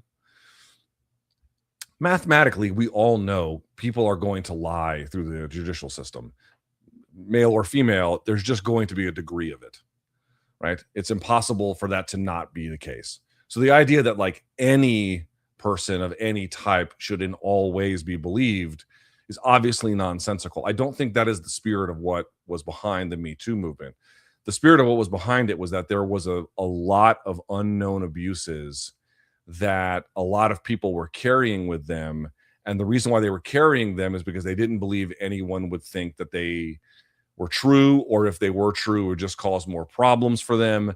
And so the idea was to be less hostile or less reactive to the notion that the workplace, let's start with that. It's more than that, but let's just start with the workplace, is filled with more of these kinds of practices than people are aware, which to me seems unimpeachably fucking true.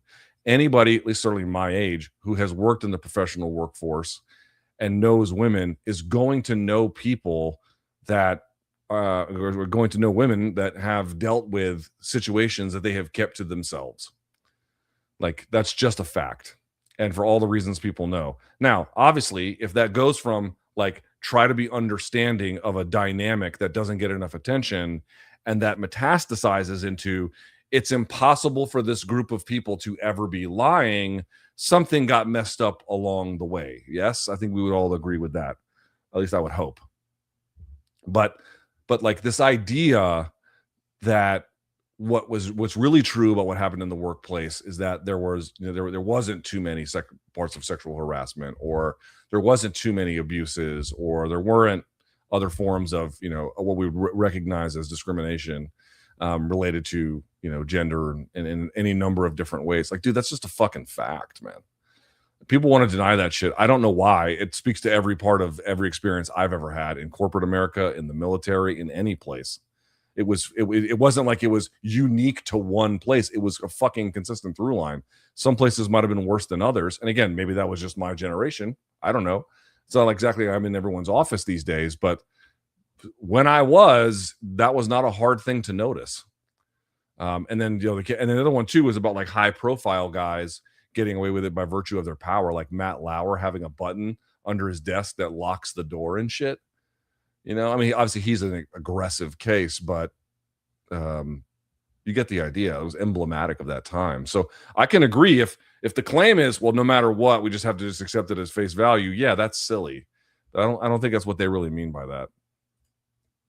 Saddest thing about Conor is he used to be a genuine source of inspiration globally, and now he's become someone you'd hate for anyone to emulate. I'll be honest, I never enjoyed his personality. That's separate from me recognizing that he was an enormous contributor to MMA's popularity. Of course, the most popular fighter I've ever seen in certain ways, in most ways. But the way he would disrespect Eddie Alvarez, the way he beats Eddie Alvarez, what can you say? I didn't necessarily love that shit. I know his fans did at the time. I didn't love that shit. So to me, it's like the fact that he ended up being a pretty malignant character. I'm like, yeah, that actually makes sense. They treated it as entertaining and fun on the front end, and especially when like nothing was actually happening because he was focused in training. But when he just carried that kind of worldview and way to go through the world into everything else afterwards, look what happened. Should Graham Plattner start frequenting UFC for rehabilitation? They'd do it. If they felt like he was making a turn, they would do it. Two things about Graham Plattner. One, as I've said this on this channel and my other one, I've never thought his tattoo story made sense. I can believe even this strains credulity, but I can at least imagine a world where he didn't know what the tattoo was when he got it, and then as a consequence, he had to find out about it later. But by the time he got it covered up, I don't believe that was when he first really realized it. I think he realized it long before and just lazily kept it on there. And I don't understand that. I don't really understand that at all. Again, there can be reasons why people get racist tattoos, but the job is, once you realize it's bad, to go and cover it up. And the lack of urgency there to me was like just strange. It didn't make it, something about it just felt off to me. At the same time, it's not hard for me to see why there was a lot of energy behind him. First of all, like the Democratic Party, we were talking about like, there's a place for white guys in the Democratic Party. And I'm like, well, I got to tell you, they're looking for dudes who look like chuds who think like libs. That's what they're looking for. And that was him. He looked like that. But like, it's not even that. It's that there was just a lot of energy behind the ideas he was promoting. They want someone who's going to check Israel. They want someone who's going to try to make healthcare available for all. They want someone, who's not going to be, at least if they, committed to not having endless wars or, whatever on down the list, all the things that kind of matter, making things that are affordable. Like, that's why there's so much interest. And like, dude, look at Susan Collins. What is Susan Collins going to do, bro? First of all, she's got some kind of illness where she can't keep her head still. And I'm not saying this is like, this is the worst thing I've ever seen, but where we got congressmen literally dying in office, and she doesn't look exactly like the healthiest version of a congressperson I've ever seen. But more to the point, like, she's just committed to the status quo. She's just endlessly incrementalism about the status quo in any direction. And this is obviously awful for the country. It's all awful for the state of Maine. you can see why there is enthusiasm for an alternative. And I realize that she's the Republican, but I'm saying, like, even on the Democratic side, you can see why they want someone who is in touch with the demands. It just turned out that, like, he was a really, really bad choice for that. Plattner. 4 months I mentioned being hired by an Israeli company. I was fired yesterday with no warning or reason. I am now radicalized. From the river to the sea, this person writes. Yeah, I mean, there are better reasons to form opinions about the conduct of the government of Israel as opposed to them, being fired by a company that's nominally Israeli. But, better late than never, I suppose. AJ, thank you for the donation. What were the best seats you've ever had at a UFC pay-per-view? When I went to UFC 268, I noticed the media close-ass seats.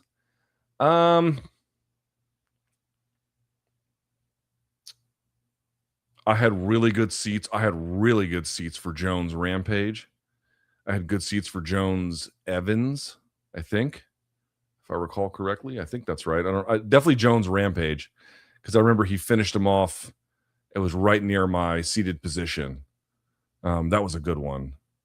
By the time I had worked at Spike TV and then Bellator was on Spike TV, Bellator gave me really good seats for some of their stuff.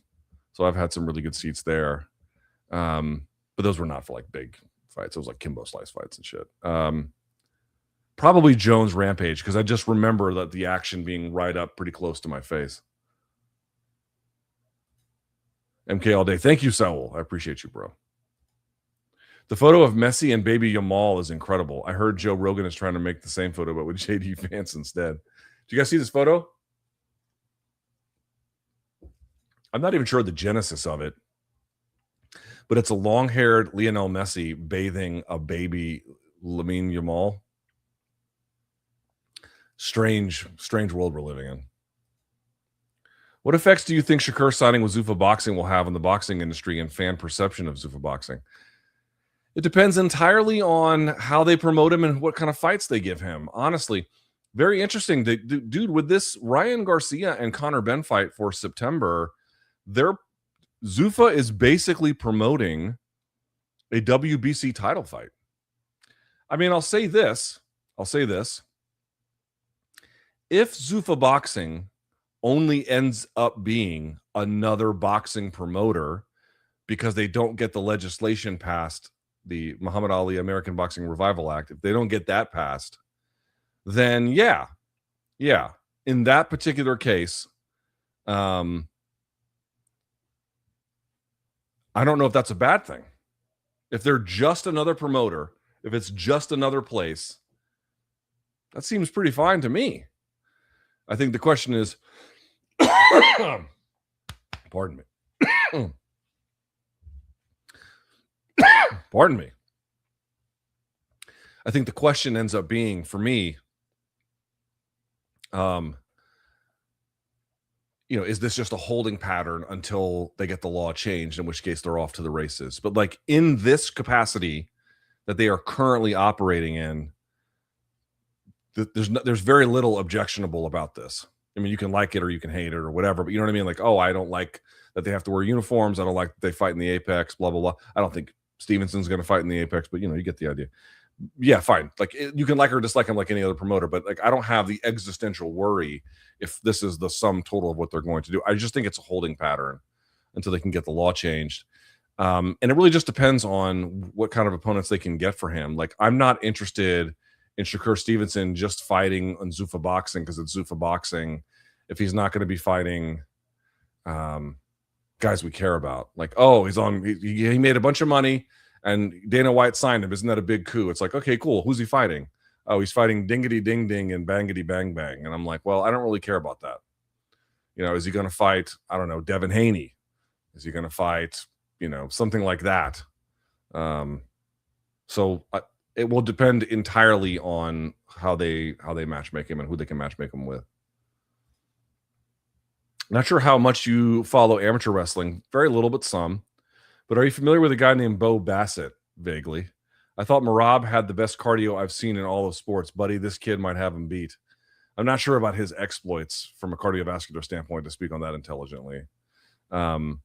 It's interesting though, like the dude who won the national title for Oklahoma State under David Taylor, he's got like the kind of name you would see from the dudes who win on American Ninja Warrior, like Jax Forrest or some shit. But the dude had started that year as a high school student, somehow ended up being able to finish the year anyway by ending up at Oklahoma State and won the national title his first time out. And like I don't think had lost a match all year. Insane level of dominance. How does Prime Anderson do against the 185ers of this era? Like Prime Whitaker, Izzy, DDP, Strickland. I think he could beat all of them. Pereira and Izzy. My friends are recency bias merchants. I believe Anderson beats them all, besides maybe Hamzat. Hamzat is the one that is a little bit more difficult to know. You would imagine Hamzat's ability to control would be pretty good. Anderson's takedown defense got better over time. So when you say Prime Anderson, it actually, to me, if you actually look at Anderson Silva's takedown defense, the best it ever looks is a little bit post-prime. Like his overall ability declined, but that unique defensive component actually got better in a different time. So it's hard to do that. If you could combine the parts of his game where he was like good here and good here and good here, and they weren't overlapping, and you could put it into one overlapping one, then honestly he could beat all those guys. But absent that, probably Hamzat is the one that gives him the most trouble. But Whitaker, no. DDP, definitely not. I mean, DDP could take him down. DDP maybe, because he can make it weird, and Anderson has the capacity to be overdone by weird. Strickland, no. Poatan was big, but he was chinny. I know that they fought Izzy and Anderson, but that was a very post-prime version of him. Izzy could have won that one. Izzy and Poatan potentially could have won that one, but the problem was Poatan was so chinny by the virtue of the weight cut. Jesus, I wasn't coughing at all today. At 185, I'd say he wins the majority of those. Bro, love you, but how'd you have time to see? Oh God, I kept reading that as Morning Combat. Mortal Kombat and not Eddington. Come on, check it out. And no joke, get a script for Dave Vigo sleeping pills. They work. You're right. I should have done that, and I didn't do that. I never ended up finishing Mortal Kombat 2. I never finished it. I just couldn't do it. It's so fucking dumb and so bad. It's my favorite video game ever. And I could not sit there for longer than 10 minutes at a time being like, dude, what is this basura? Luke, is a Marab Yan bout going to be booked soon? I fucking hope. O'Malley said that if they don't get moving soon, he's going to declare himself champ again, call Uncle Dana, and request a title defense in November. Don't even know what that means, but I certainly hope. I mean, we're halfway through the year, and we don't have many quarters left to pack this in. That belt hasn't been defended. When was that? That was the December show, right? That was the December show that they did. Let's see. Evgenyevich is his middle name. Yeah, that was December of 2025. So that belt hasn't even been defended this year. Yeah, man, that's a problem. That's a problem. LT, I wanted to say thanks for being the true King Donk, ruling over us. Well, you're not peasants. Some of you are peasants, but you're not a peasant. You've been grinding it out, and your content continues to be a staple for me. Thank you. Also, Donk dating life is still going strong with the little baddie. Well, don't be weird and keep it up. And thank you for your support. I greatly appreciate it. How do we feel about the Tiger? Giving the country of false positives their own Bukele seems inadvisable. So who he's talking about is El Tigre, who is the president-elect of Colombia. His name is Abelardo de la Espriella. Or if you want to read it like a gringo, de la Espriella. But they call him El Tigre. He is horrible. He's real horrible. Now, you might say, well, what about guys on the left? Are they horrible too? In their own way, yeah. It's not a great choice on there for a lot of different reasons. I thought that, but to keep it, I mean, obviously I would have voted for Cepeda if I could have voted. But dude, he's real bad. So like this, for example, I mean, just any number of things. First of all, he's an American citizen. Okay, he's never held political office. Spent most of his time recently in Italy, where he's also a fucking citizen. But he's an American citizen. Obviously, he's Colombian natively, but he spent time in Miami, a lot of time in Miami, and he's an American citizen. He has defended narco traffickers in court. Okay, he defended Nicolas Maduro's bagman, Alex Saab. Okay, like this is who we're talking about here. It's very funny because you go to Colombia and they'll be like, oh, Petro has ties to the narco traffickers, which you can decide if that's true or not. Oh, Cepeda has ties. The whole left has ties to the narco traffickers. I'm like, dude, the guy you voted for literally defended them in fucking court. Like, what are you talking about? Okay, he has said he's going to put up a series of mega prisons in remote parts of Colombia. To tamp down on crime. If you want to understand crime in Colombia, you'll hear a lot of things about it that are not necessarily true. Some of it is true, some of it is not true. Some of the cities have seen crime problems. Cali in particular has seen a crime problem. But in general, that's really not the issue. The issue is not the crime in Cartagena or Santa Marta or Barranquilla or Bucaramanga or Bogota. It's really not the issue. Again, that's not to say that there are not problems with crime, but there's not a huge change in that regard. In fact, cities like Bogota are safer by some estimates than places like Houston. The issue is that in remote parts of the country, the paramilitary force is growing. That is real, and that is having devastating consequences for those people. It just so happens, though, that not all of those people, in fact, on the border to Venezuela, they voted for De La Espriella, but like in other territories that have been affected by a lot of this violence, they all voted for Cepeda. Bogota, and then like Bogota is in the interior. It voted for Cepeda, and then the outside voted for Cepeda, and then like kind of like the inside of the donut, so to speak, voted for De La Espriella, and then the diaspora voted for him as well. But this guy is threatening to undo civil liberties. He is going to turn Colombia in every way he possibly can into a vassal state for the United States. He is absolutely a slave to Israel. He'll do whatever they want and wants to form military alliances with them. You'll recall Petro has obviously had very strained relationships with Israel. But I think the thing you need to understand is like the one big change that we saw in the voting this time was that there were about 300,000 Bogotanos more than normal that voted for De La Espriella. So like in the end, it went towards Cepeda, but more than normal voted for him. And what you have to understand about, like, I'm not an expert on Colombia. It's any immigrant is going to say what I'm about to say is kind of silly, but for someone who's never been an immigrant, this is how I can explain it. I've never known a second country as well as I know Colombia. Like, I've visited many countries. I've been all over the world. I've been very lucky in that regard, but I've never been to one as many times, as consistently, as deeply as I have Colombia. I've been there. I don't even know how many times at this point. I've been going almost twice a year for almost 15 years. You know what I mean? So I've been 30 times. Have I been 30, something like that? I've been, a lot. And what you have to realize is that there is deep, profound inequality. Like the kind of inequality you just can't escape from. And to me, if you see Bogotanos voting more than normal for a guy like De La Espriella, whose entire worldview is just beat the opposition into literal submission, that is just every answer is bring a hammer, bring a hammer, bring a hammer, bring a hammer, right? That is class warfare to me. It is basically the rich of Colombia saying out loud, we realize that there is inequality, and our answer to that is just to beat it down, to beat the lower class down so that we don't have to really worry about it, rather than trying to adjust to bring them up to speed. That is my personal opinion. And I'm not an expert on Colombia. I'm just a guy who shows up and has, some in-laws there. So take that for what it is worth. But I think that a lot of Colombians are fearful of the left because the left has had some real bad failures on the continent. But it's very strange that they never count the failures of the right. And they don't, it's, Chavez and Maduro ruined Venezuela. Well, of course, U.S. sanctions didn't help, but yes, they did. They did a bad job. I mean, there's really no denying. But it's like they won't count Pinochet in Chile. Like, what did that do? They don't count any of that. What about Fujimori in Peru? They don't count it.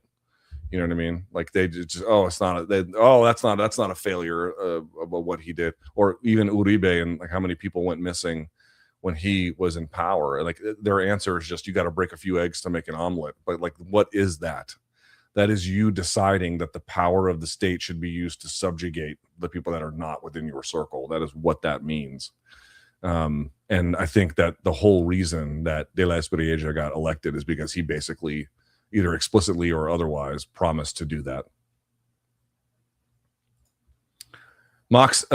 Mike says, speaking with El Sayed campaign again on Monday about adopting combat sports reform.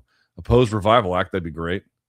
Support Expansion Act, that'd be great. Pro Wrestling Union, I don't know much about that. Any advice, brother? You seem far ahead on this, far ahead of, on this relative to me. Maybe be able to link big name endorsements. If you're able to do that, that would be quite impressive. They dumped APAC or APAC related entities are dumping tens of millions of dollars in that race because they are terrified of what someone like Abdul al-Sayed means for this country, namely as it pertains to Israel, as it pertains to healthcare, you name it. Jesus. They're terrified, and they want Haley Stevens to win, who is just the fucking, I mean, again, another one of these status quo vultures, you know. If you had to pick an era to relive, would you go with the Super Six era in boxing? I lived through that. Froch, Ward, Kessler, 2010s, or the Four Kings era, 2017 plus. Brother, I lived through both. I don't got to make a choice. Thoughts on Uncrowned giving Conor and Gable platforms for image rehab, similar to Rogan speaking to politicians? I mean, it's hardly exclusive to them. You know, again, related to this topic and related to this broader issue, I have to account for, in many ways, my own failure. Now, I do try to raise attention for this. I think more than just about, I won't say anybody, but more than most. But, you know, as I like to say on this channel, let he who's without sin cast the first stone is kind of the first thing I would say. But then, guys, this is very easy to figure out. This is what I mean about the whole game. Like, it's very, very easy to figure out on all of this. If you go adversarial with UFC, your outlet will not protect you. Okay. Now, what I mean by that is if they hire you when you're already outside, that might be a little bit different. But like if you're on the inside and you get sideways with UFC, they're not going to protect you. And if you don't have access, when part of the reason why you're hired and you work there is to provide access, you are of no use to them and they're not going to care. So let's just understand that that's the ball game first. So then it gets to the second part of the ball game, which is that, like, you know, if you want, let's say I did this because I used to have to do a show. I had to do MMA Hour once a week. And then when I did Sirius XM, I did 3 hours of radio a day. So I did 15 hours of radio a week. You have to have relationships with managers. And sometimes those go well and sometimes those go poorly. But what ends up happening during the course of them, this is just my experience. Maybe other ones have different experience. But in my experience, like if you don't have at least some healthy relationships you can call on there, you can't actually staff the show. You can't actually book enough guests for that to be a thing. Now, in radio, that wasn't a big deal because they didn't care that much about interviews. They cared a little bit if they were big enough. And I had Habib on one time, and that was kind of a big deal for them. But, you know, in general, they just don't really care about that sort of thing. But even still, like, how are you supposed to do that if you're getting sideways with managers all the time? Are they going to feed you their clients? They're not. If you are trying to talk about difficult things related to the people who are ultimately the athletes, are they going to come on your show or at a bare minimum come back on your show? Probably not. So you've got a choice you got to make. You guys have seen my choice, you know, for the most part, right? Again, we all have crosses to bear, but in general, I think you've seen the choice that I've had to make. I don't want to play that game. I don't want to be encumbered and have to, what am I going to do? Because now XY manager is going to, this is why you guys thought I had some kind of beef with Izzy. I don't have any beef with him. But once he starts working with a manager, I just am like, I'm not doing that shit. I'm not, you know, hey, funny joke on IG. And I'm trying to maintain a relationship. I'm not, no. So I'll be honest. Maybe there's a way that I'm not aware of, but I don't understand how you can, for me personally, that's the only thing I can speak about. For me personally, I didn't find it possible to say the things I wanted to say that I felt like needed to be said if I had to maintain all these relationships. If I wanted the biggest guests, if you the closer to power you want to get, the more compromises you have to make. And listen, some compromises you just can't fight over, and it just happens, and it's the nature of the beast. And I think many of those are forgivable. There are ways in which that can be a problem in your career. You just kind of have to get over. But for me, and I can only speak for myself. For me, it's just you just have a choice. If you're like, what is the value of being half in the bag, where you're kind of adversarial but not really, and you kind of get some of the best interviews but not really? Like, that doesn't work either. You either have to be in or out. And in a world where your corporate entity won't help you at all if you're out, again, with some very limited exception in cases, special cases, what else could happen except what is happening? This is the inevitability of the incentive structure we have put in place for people who want to have media careers in 2026. I'm not saying that you have to interview these people. That's not my point. But what I am saying is, like, you have to make a choice about what kind of operation you're running. And you have to make that choice in accordance with your values and with what your needs are. And the audience ultimately gets to decide about that. But for me, this was the only choice. Patty wins, but it's never coming home for England. I tweeted it's never coming home. Boy, they got real mad. I was like, guys, I don't think it's coming home. Look at the replies. They got real bitter. Sorry. LT, I know you're busier than ever. Too busy. Just wanted to know if you're doing an LTGP live chat. So there was supposed to be today, but I have an interview scheduled after this, so I couldn't. I have so many feelings and rage about Vance on JRE. Rogan truly has become the Rush Limbaugh state-run media. Fucking 1984. Joe is beyond cooked. Starting next week, I'm going to have weekly lives on my politics channel. Starting next week. I will start next week. Should have started this week, but I just couldn't make it work with all the things I've been coming back from vacation. But next week, starting next week, that's going to be a thing. So be on the lookout for it there. Also, yeah, Vance is in this weird position where he's clearly trying to butter himself up for 2028 to distance himself as an alternative anyway to Rubio, to get the Joe Rogan UFC rub without doing the Joe Rogan UFC thing, because Rubio seems to be a little more natural about going to those things, and Vance seems, like he's too good for it, but he's trying to be close to it, because he was trying to go. Like, he went out there and said, like, the response to Hokett was disproportionate for calling Michelle Obama a man. And I'm like, bro, a guy called, like, the former first lady a man on the lawn of the White House. Like, there's going to be a huge reaction to that. Like, you have to know that. So, like, the reason why he is saying that is obviously so he can, like, get in good with, like, both Rogan and, like, UFC crowd and the UFC adjacent crowd. Like, oh, hey, look, I'm not going to make moral judgments about this either. Like, I'm that guy for you. And yet at the same time, it's like all of it is so completely unbelievably disingenuous. Like, Rubio is kind of showing himself who he actually is, as like sort of the leader of the Venezuelan vassal state and stuff like that. Vance just has no juice. He has no juice. Yeah, it's crazy. Can you make a case Francis stalled against Gane? Gane outstruck him. Gane 3 sub attempts, Francis 0. He just leaned on him with no damage to show for. He might have done strategic stalling.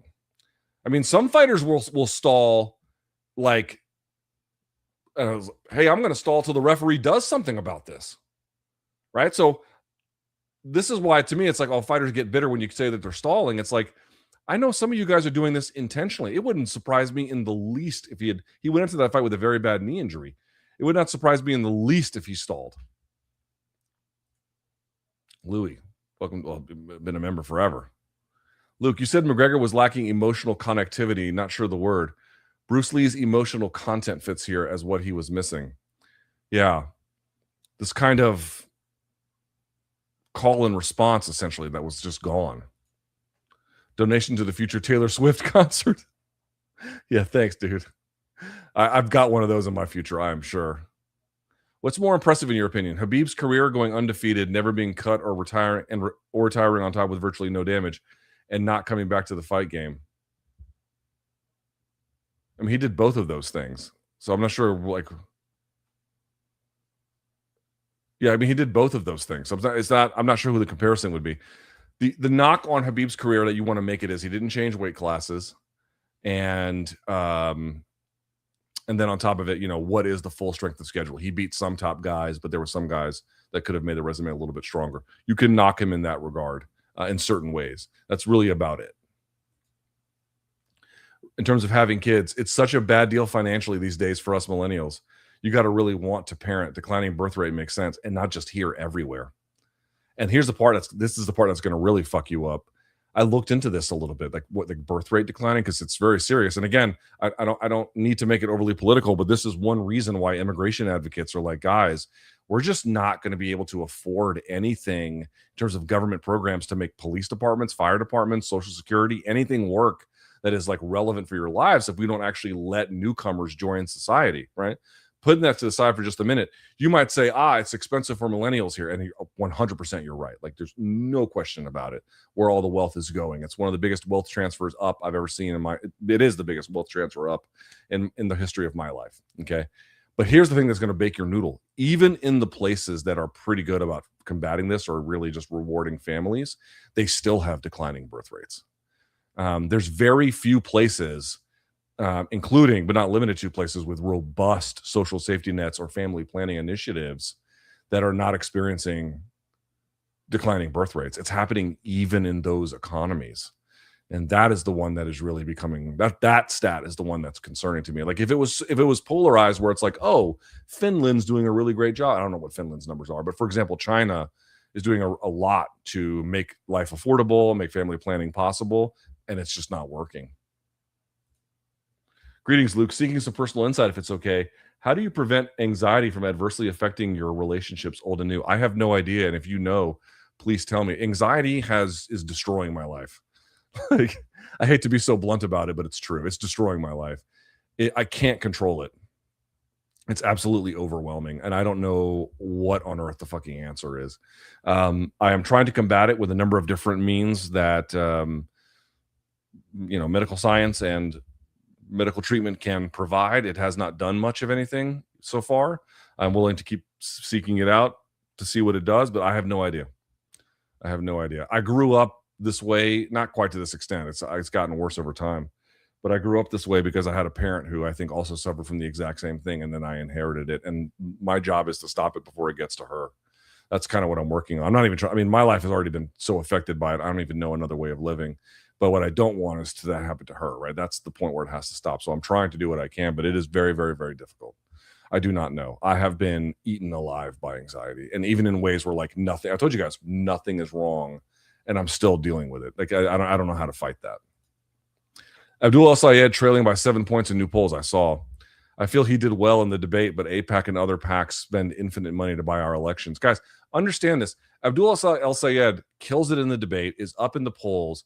AIPAC-related entities come around and dump tens of millions of dollars into this primary race in Michigan, and now the polls are moving. Like, they're literally just buying consent from the voting masses just by spending enormous amounts of money to tell lies about you or to exaggerate any kind of deficiency or, find any way other than dealing with the status quo. Like, and they wonder why people are going for like what they perceive to be radicalized options, because our leaders are addicted to the status quo and they are terrified of this guy. What are your thoughts on Justin saying Pat Barry is weird as fuck? Justin who? Oh, Gaethje. I watched a video showing the whole Pat Barry Rose situation from how they met to how they split with Trevor Whitman. I have not seen that. Can I be honest? I have not paid great attention to this. Perhaps I should have, but I have not.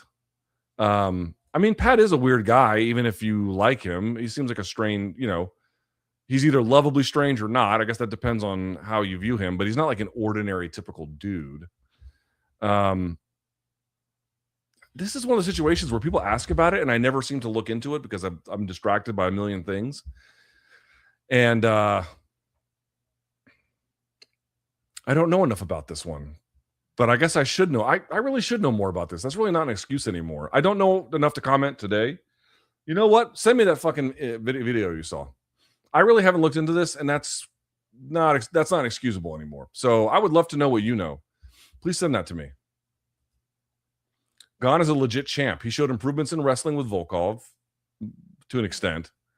Do you think Poatan is a far more qualitative win than Tom beating Curtis? No, I think Tom beating Curtis is better. Curtis is just more proven at heavyweight, obviously. Love your thoughtful interview with Adam Johnson. Thank you very much. He pledged to come back on because I only got a few questions in, but this is the book. How to Sell a Genocide, the Media's Complicity in the Destruction of Gaza. This is the third book we've read in our book club, and as a book, it's got a narrower scope of what it tries to argue than in other books that we've read. So it's less of a book in that sense.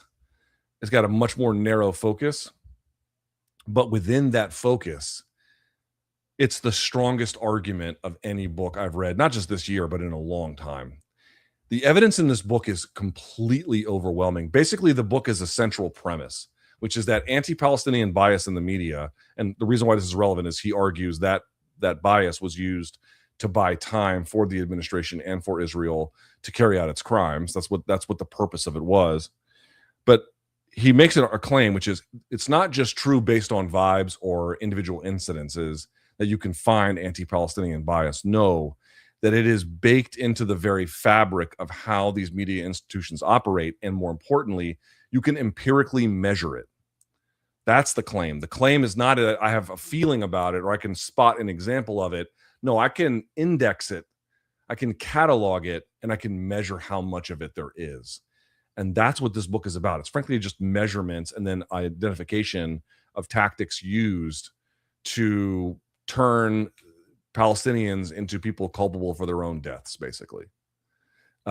It's the most authoritative argument I've read. I could not, and I've thought about this.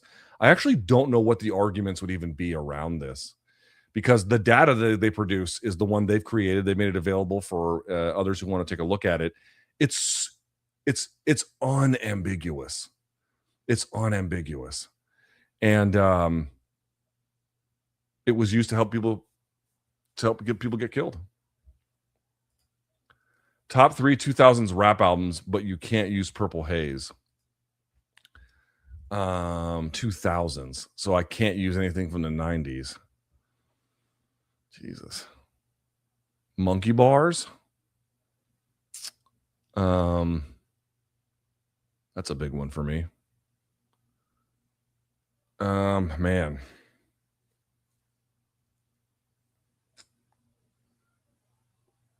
So 2000, 2010. This was not the best era. I mean, obviously I would put Purple Haze in there. Man,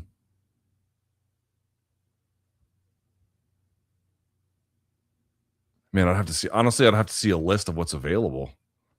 I'm trying to think, dude. It's been so long since I've had to like think about shit like this. Here, hold on. Let me try. Best rap albums. All right, ranking the 50 best albums of the 2000s. All right, here we go. Ludacris, Word of Mouth, T.I. King, Jean Grey, Genius.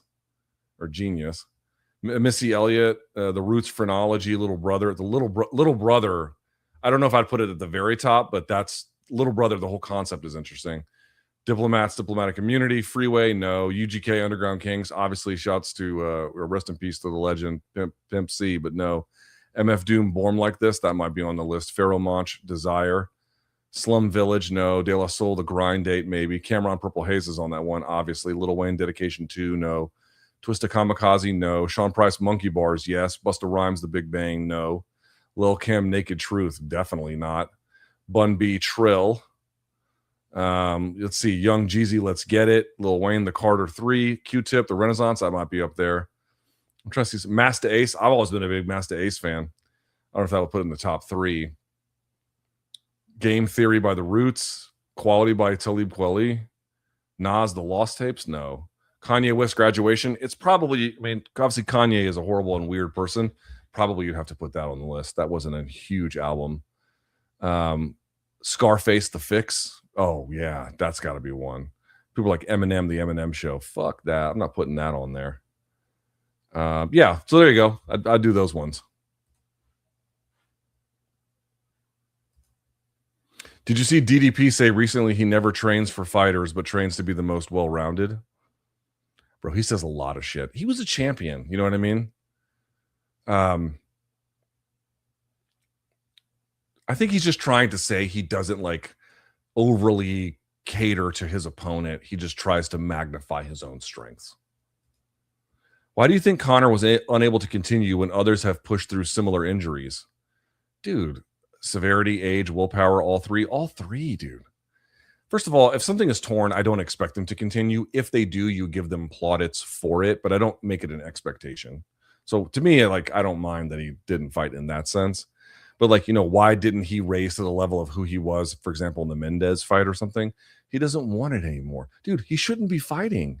He should have generated enough wealth at this point to just go fuck off at this point. Do what he wants within the confines of the law, but like whatever he wants. He's back fighting. Like the whole thing is bad vibes. So Iran is just another forever war, right? Yes. At least for now, anyway. At least as long as Trump is in. Aren't we already dangerously close to tank bottom on oil reserves? Yes. I don't know what the fuck we were doing. Yes. So they were draining the reserves to keep the prices low during this time where they got the memorandum of understanding signed. And you're like, okay, well, they were depleting the reserves, but they were buying time. And then they signed this agreement and everyone was lovey-dovey and hopefully you could make progress. But you get it, right? Because they had these reserves to drain that, again, could ameliorate the price at the pump and blah, blah, blah. Now what is the plan? We're just going to take over their oil? Like, how is that going to go? How does that work? I don't understand how any of this is supposed to. I don't know, fellas. I really don't. I don't know what to tell you. I just don't even understand what the fuck could possibly be happening here. Bombing them into what they think is the Stone Age didn't work the first time. It's not going to work this time. And we're just delaying the inevitable. Like what basically is, dude, you read any geopolitical thinker or find any war, institute, or I don't know if the War College has put out anything on this, but you get the idea. Find anyone who writes about these issues and has covered these issues, and all of them are unanimous. A defeat is inevitable. The question is how you want to get it over with. We are where we are. They made bad decisions to go do this because they just didn't believe anybody about what a more rational policy would have been. And now we're here. You guys have seen this flyover debate that's happening. You guys see the flyover on that beach? I think it was in like Florida or somewhere in North Carolina, maybe. It was like somewhere in the South. And it was like a Blue Angel flyover, and people were complaining. I've never had a Blue Angel flyover, but we had a jet flyovers once when I was at 29 Palms.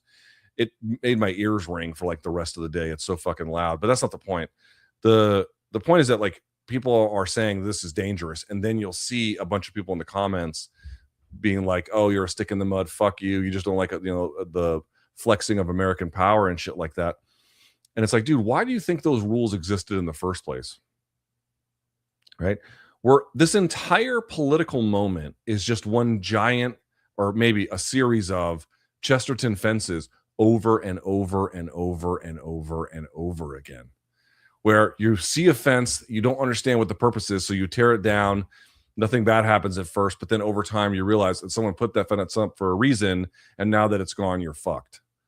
Like, we're just learning this over and over again. Oh, why does the government need to drop flies in a country south of the border here? Oh, well, it's to make sure that screwworm don't eat cattle alive. That's why. You all remember those Doge guys being like, "Oh, what the fuck is this?" And then they don't realize what any of this shit is for. And here's a similar lesson, like, oh, we didn't want to give Obama credit for the JCPOA. I'm happy to hear plenty of Obama criticism. It's not hard for me to tolerate whatsoever. But relative to what we're doing now, how is that not better? Like, literally every version of it is worse. Every pillar of that deal relative to the current aims and goals and what we're able to get, it's like all demonstrably worse. Like, that clearly that was maybe not a great idea, but that was a lot better than what we have here. It's another Chesterton fence. We're living in a political moment where people are cavalierly ignoring accrued wisdom, and we're all going to have to suffer as a consequence for it.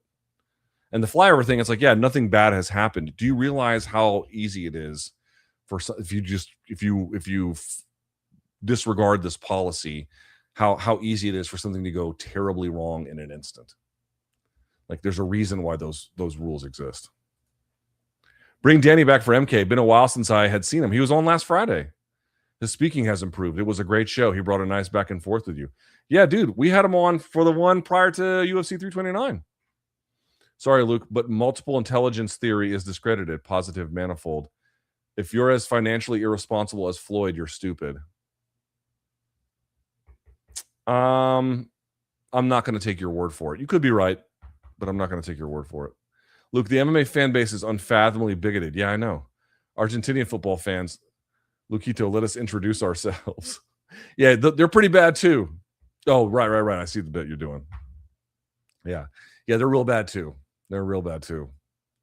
Thoughts on Tim Kennedy speaking about stolen valor? Someone sent me a video clip of it. I didn't even bother to watch. I just don't care. Luke, can I get your view on my cue from Community? I do not know what that is. I'll have to find it. I do not know. Any insight why the Revival Act hasn't passed yet? That's a question for John Nash. I've been on vacation, so I'm still trying to pick up where I left off. It just hasn't been introduced. They haven't redone the language, and they haven't put it back into committee. I'm not sure what the holdup is. Other legislative focuses on the Hill. I'm not sure, but they just haven't got that process going yet. The buzz over here in Ireland for Conor's fight was zero. Only after the fact did all the major outlets cover it, and all the comments were negative. His fall from grace should be studied. It's really not that hard to understand. He just seems like a terrible person. Luke, Anulo Mufa, if Messi wins World Cup, is it the end of football? What? Or can there be someone that surpasses him in the future? Well, I mean, I don't know if we're going to get someone quite like him, but they probably said the same after Maradona, and I don't know if Messi and Maradona are equivalent, but suffice to say, I think there'll be plenty of exciting games ahead. Let's put it that way. I love you. You are a great human being and smart. This is not from my parents, I can tell, but thank you, sir. Luke, I've been learning Spanish for 2 years. Yet Bad Bunny Spanish went over my head. Yeah, get used to it, brother. It was very demoralizing. Any advice on not losing hope? 2 years is not nearly enough, and Bad Bunny is going to be very hard to understand. Anyone in the Hispanic-speaking world that's near the coast of the Caribbean or in the Caribbean itself, to me, is going to have a Spanish that is hard to understand. Now, again, that is one gringo's opinion. But even in Colombia, if you go onto the coast, again, Cartagena, Santa Marta, Barranquilla, their accents, actually, you know what's kind of funny? The Santa Marta accent was softer, but the Cartagena accent was dude, I remember the first time I went, I asked my wife, are they speaking Spanish? Because I could not, I couldn't even hear words. Now I can hear everything pretty clearly. But sometimes it takes me a while because it's very, very just completely chopped, and stuff's dropped, and there's lots of slang, and it's really hard. But yeah, you need more practice. You should be listening to the news in Spanish. You should be listening to music beyond that in Spanish. You should be you should have Spanish on your IG reels and on your Twitter feed, or that's how you should be doing. You should be watching movies in Spanish with subtitles. Thanks for the content, Luke. After working with Knees Over Toes guy since the beginning as his podcast producer / video editor, Ben and I split earlier this year. Are you still doing the ATG KOT stuff? I am not in the present moment, but I am looking to actually reincorporate that starting in the next training block, because I've gotten stiff. But I'm sorry to hear you guys split, but nevertheless did some great work together. Thank you for being a member. How much of a parallel do you see between Conor and Broner? Broner didn't reach the heights Conor did. That's one difference.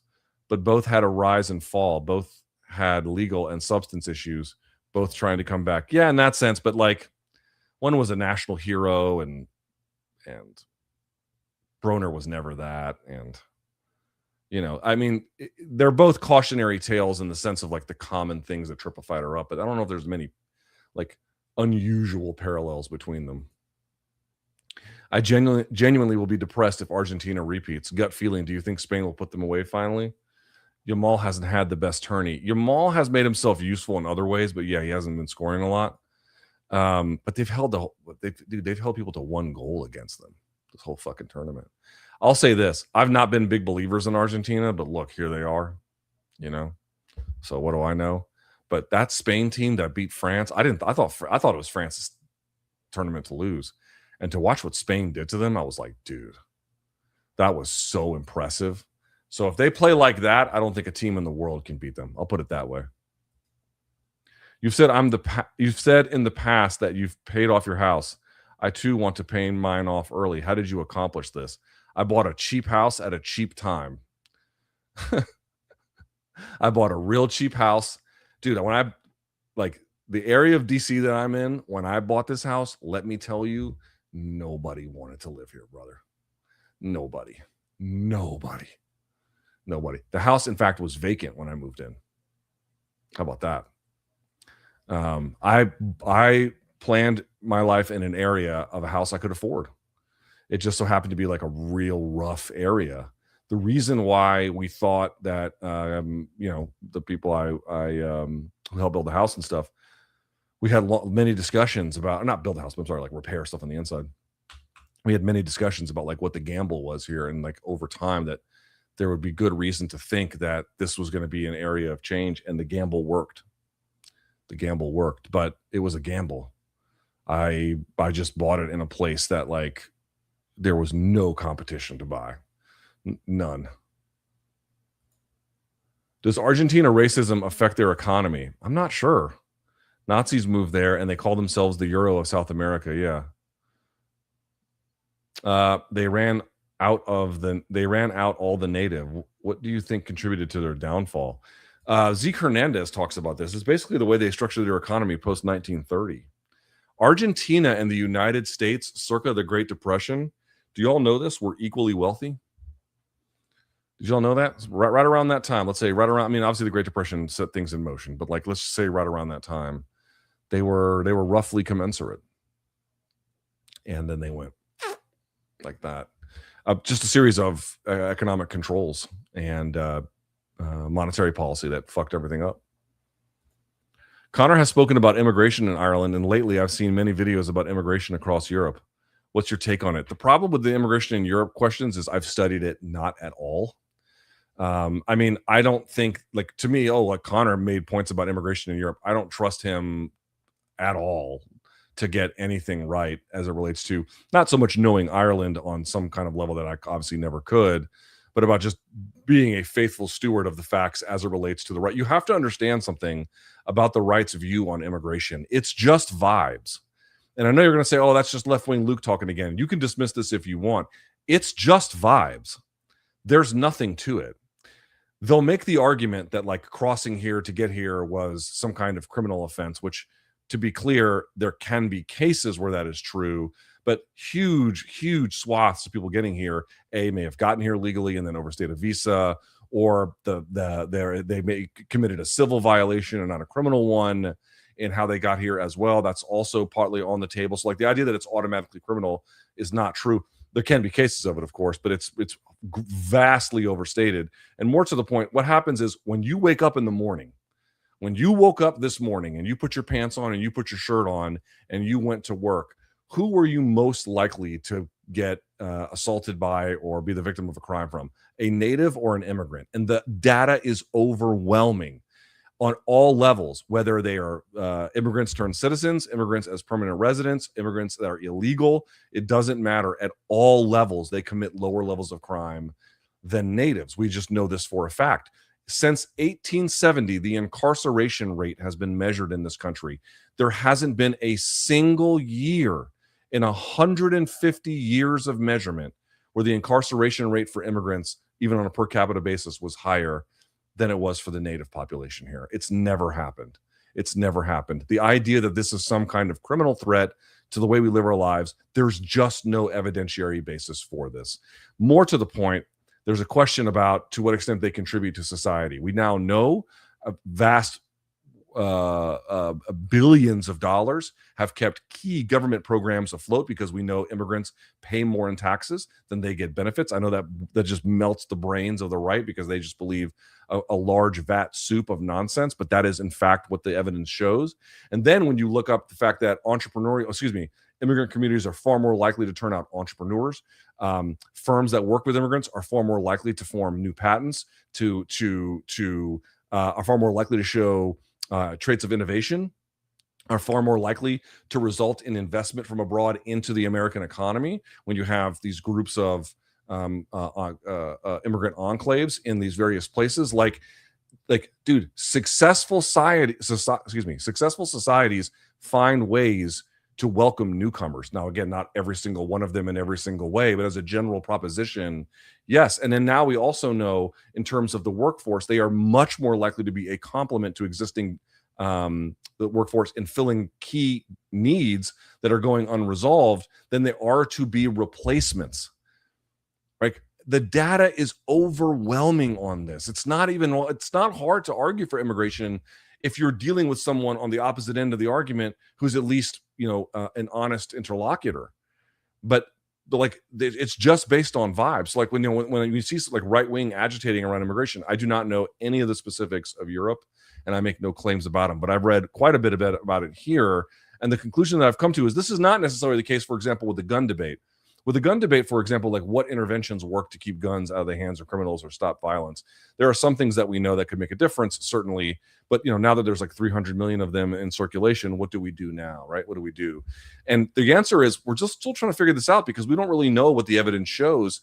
The Rand Corporation has kept like a matrices of different ways of understanding what interventions have been introduced and then what robustness they show. And like there are some things that we can point to that work, some other ones it's just not all that conclusive. But the thing that they go back to over and over again is we just need more study. That's a case where there can be actually a fair range of debate about what you do about that problem, right? That is one where there can be a diversity of opinion. There's really not a lot of room for this on the immigration side with respect to the United States. I mean, the idea that like this, guys, they've run science experiments where they will take people in a room, 30 people, and they'll divide them randomly one side into the other. And then they'll ask people about like assigning benefits for some game they're playing. And people will naturally award it to their own team without even being told that they have to. In other words, even within these social science experiments, what they're finding is group logic and group mentality is so deeply wired into who we are that yes, some of the questions about what the role of immigrants in society should be, these are worthy questions of examination. But I'm going to say it again one more time: if there is no robust evidence that they are a crime threat, there is no robust evidence that they're taking jobs in any kind of really demonstrative and serious way, and there is robust evidence that they actually make firms much more competitive, that they help remix society in certain ways. Like I didn't even know this. For example, it's a small thing. This is not a reason by itself to have immigration, but like salsa music. Do you know where salsa music comes from? Salsa music was created here when they mixed different Hispanic populations together that were never thrust together for the first time, and they created a new form of music. Like when people talk about culture, that's our American culture. To me, that is, among many other examples, our proud history being one of them. But like that is also an American cultural icon that was created here. We did that. That is the thing that was born only in a place like this that could provide. Like, if you don't want that, what you want is a poorly performing sclerotic society where everyone kind of looks the same. I don't have an appetite for that. Just join. Love your content. Please never stop. Thank you, Michael. Sorry, look, I was asking which is more impressive to you about Khabib, knowing how hard it is for these guys to retire. Oh, yes. Staying retired has to be the one that's the most impressive. We'll email what improved my anxiety. You're the man. Thank you. I could use some. Please, fuck. It might be hard because he hosts on a Friday, but Pete Carroll would be a great MK host. Oh, that's true. Particularly before a big European card. I hadn't thought about that because he's got his own thing going on, but yeah, I would love to get him on. You were right about immigration to the U.S., but none of that is true in Europe. You need to read up on it to actually understand American fears. No, I don't. No, I don't. I don't need to read anything about that to understand Americans' fears. I understand the immigration situation. I mean, I'm not an expert in it, but I'm reasonably literate in it. And there's nothing that anyone's going to tell me about the nature of things, of African migration over the Mediterranean into Spain, that is going to help me better understand. I mean, yes, that's not true. You can also learn lessons, but I'm just going to say until I've had a chance to review that material, I don't need to review that to understand economic anxiety such that it's really real here. A lot of this is just here, guys. Here's what's happening, right? Society is becoming more unequal. You can feel it. I can feel it. You can see it. I can see it. Yeah. It's becoming more unequal. Everything is getting more expensive. Things feel more out of reach, and things just feel harder than they have in maybe all my life, right? You feel that, and that's real, and I feel that too. That part is real. And I think you would also agree, in large part, a lot of this is because of corporate greed, because of corrupt government. We can all agree there. The idea that the real problem here is that we have allowed immigration to ruin society, when the entire reason why America was able to get ahead is because we had a place that could deliver on a lot of these promises, and we recruited the best from all over the world to marshal their resources here to promote in America and America's interest in national defense, in computing technology, in firm innovation, you named it. We brought all of the best here when other nations said that they wouldn't. When Japan in the 80s said that they wouldn't do it, we said we would. So we took many of their best people. We took many of the best scientific minds out of Europe, same thing out of South America.